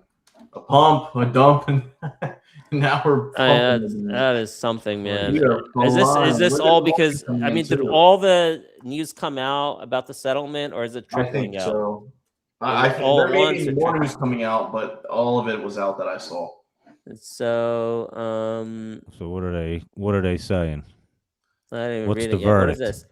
751 billion? No, that can't be billion, is it? Billion? No. Is that more than the company's worth? 5.3 billion of settlement agreement tied to YouTube and TikTok. Wait, what is this though? I'm seeing on Benzinga here. It says Tennessee Attorney General secures a 751. I guess that's million. Is that million? Yeah, it must be million. So wow, they're getting like money from different states. So Ken Paxton of Texas gets 1 billion. Where's my money? Tennessee gets 751 million. Okay. Overall, maybe it looks like 5.3 billion. No, hold on. It's 5.3 billion in settlements plus 18 billion over 10 years for youth online safety initiatives to accrue 10 billion legal expense. Maximum to pay a maximum of 16.6 billion. So okay, it looks like all the details probably did come out probably before the open here. So it's just all being digested. This is crazy volatility. Part of me wishes I played it. But I should have, like I said, I should have gotten on the rumor yesterday. There was rumors of this yesterday. I put it in the morning note. I put in the morning note that there's rumors of a settlement, imminent settlement for Meta. And I didn't play it. Crazy price action. Yeah, look at the daily chart. Holy, you got rejected off the 50. You shot way below the 20. Now you're in this little range between 20 and 50. Wow. I mean, but Meta has not been a good. It had not. It has not been adhering to any of these. Wow, look at the volatility of Meta. That is crazy. Extreme. You got to be like a bipolar schizophrenic to trade Meta. You know what's looking really good right now, actually, on the daily chart, Ben, for that target of 1540 is a CMPS. Yeah, I just threw it at the top of the screen. Right here, 1501. I did. I know. CMPS. This is a Godfather pick. He reiterated it yesterday in our community, and I really like the chart, so I made it a top pick of the day. Looking for a break of 1540 today. Let's see if that develops. Great. I think I'm going to take a profit on ANF here. Should I just hold it till it breaks or just take the scalp win? Look at that. It's good to lock in profits in this. But I got a 165 to 173 target on this puppy. 173? Yeah. Like by end of week. Oh. Yeah. 165 to 173 by end of week. Which one? ANF. ANF.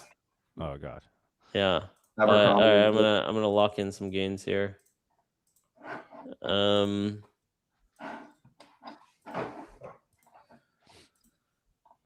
Oh shit, SMTC is rolling over. Don't like to see that. Yeah, it's dipping down a little bit there. I'm now officially loaded in bull, but so it's gonna hurt me today. But I guess I told myself I'm just gonna swing this till December. I got $10 call options December. I got a bunch of common shares. I got 850 call options a couple weeks out. I think I even added some 9 options for next week too. Oh no, I guess I didn't. No, I didn't. Okay, so just have the 850s for September 4th and the 10s for December, and I got a lot of common shares. So yeah, I'm officially loaded. So my portfolio will be impacted by the daily moves in bull going forward. Oh, we didn't talk about this. Yeah, because I think last Wednesday the earnings didn't come in yet. Yeah, I think this was an inflection quarter for Webull. Or did we talk about it? Let me see. Earnings came out on August 19th. So that was probably after the close. No, I don't think we talked about it on last week's show. No, yeah. This is an inflection ER. I think this thing's going to be $15 to $20 by Q1 of next year in a few quarters. Top and bottom line beats, insane operating leverage, and I think this is let's look at the hood. Let's look at hood and Palantir for a second. Live on my YouTube show, I called the bottom in hood when it was in the single digits after a similar earnings report that Webull had. When I don't remember exactly which one of these earnings reports it was. Maybe it was this one here on October 2024. No, that's 2230. No, it was earlier because it was in the single digits. So it was probably this report, February 2024. So I just love it when analysts are close to break even for a stock in terms of EPS, and the company comes in and they get like a 5-cent EPS, something like that. That happened on Hood in the single digits, and I called the bottom, and also happened the same exact thing happened with Palantir, same kind of magnitude, same kind of analyst estimates. Analysts were at like -1, -2 cents with, and then they came in with like a 5-cent profit. Same thing happened when I called the bottom on Palantir. That was probably May 2023. And you can see subsequently what happened to Hood and Palantir. I feel that moment just happened for Webull. All right. Maybe the TAM's smaller for them. But it's still an inflection catalyst is an inflection catalyst. I'm not saying this thing goes to $100, but I could definitely see this thing back in this neighborhood by Q1, which is like $16, $15 to $20. So I'm super bullish on Webull right now. Just going to be patient and hold through the volatility. Yep, that's it. That's my thought on that. That's this whole market right now. Yeah, for sure. Patient for like a day or two sometimes, and somehow not look at the charts and just go outside, you'll do all right. But maybe not necessarily. I mean, it depends on what it depends on the sector. I mean, there's still some sectors that are getting. I mean, slaughtered. Yeah. Look at this. Like, how long you want to be patient with UMAC? 35 to 23. Look at AVEX. AVEX just like been killing me every time I try this thing. Recently, 24 to 17. I mean, it depends on your entries and the space stocks. Hold on, let's check the space stocks. Space stocks. Look at Rocket Lab back below the 20 DMA. Yeah. I mean, there's risk here that you're going to break below 58 on Rocket Lab. Yeah. Planet Lab. I mean, so you can't just always say, just buy and hold, buy the dip, it'll work out. Like, no, not necessarily, man. Gotta have protections in place. Gotta have protections. It's already half hour. All right. You guys are having fun, aren't you? Came in 15 minutes. Oh yeah. That's all right, Dougie Fresh. We don't take attendance here, so as long as you had good content like you always do, we're probably in good shape. All right, gents, have a great rest of your week. Right. Can't wait to catch you next time. We got to go to the drift at the moment. Ben, Take Rhett, care. Dougie Fresh. Good. Take care, guys. See ya. Be sure to check out their Discord, folks. Take care. Thanks. All right. Take care, guys. All right, folks, we are out of time here for today. I'm sending you over to Adam Mesh and the Drift next. Enjoy. Also, stick around. Remember, we're covering NVIDIA, CrowdStrike, and CRM earnings all tonight after the bell. Stay green, stay safe, stay focused. We'll see you tomorrow.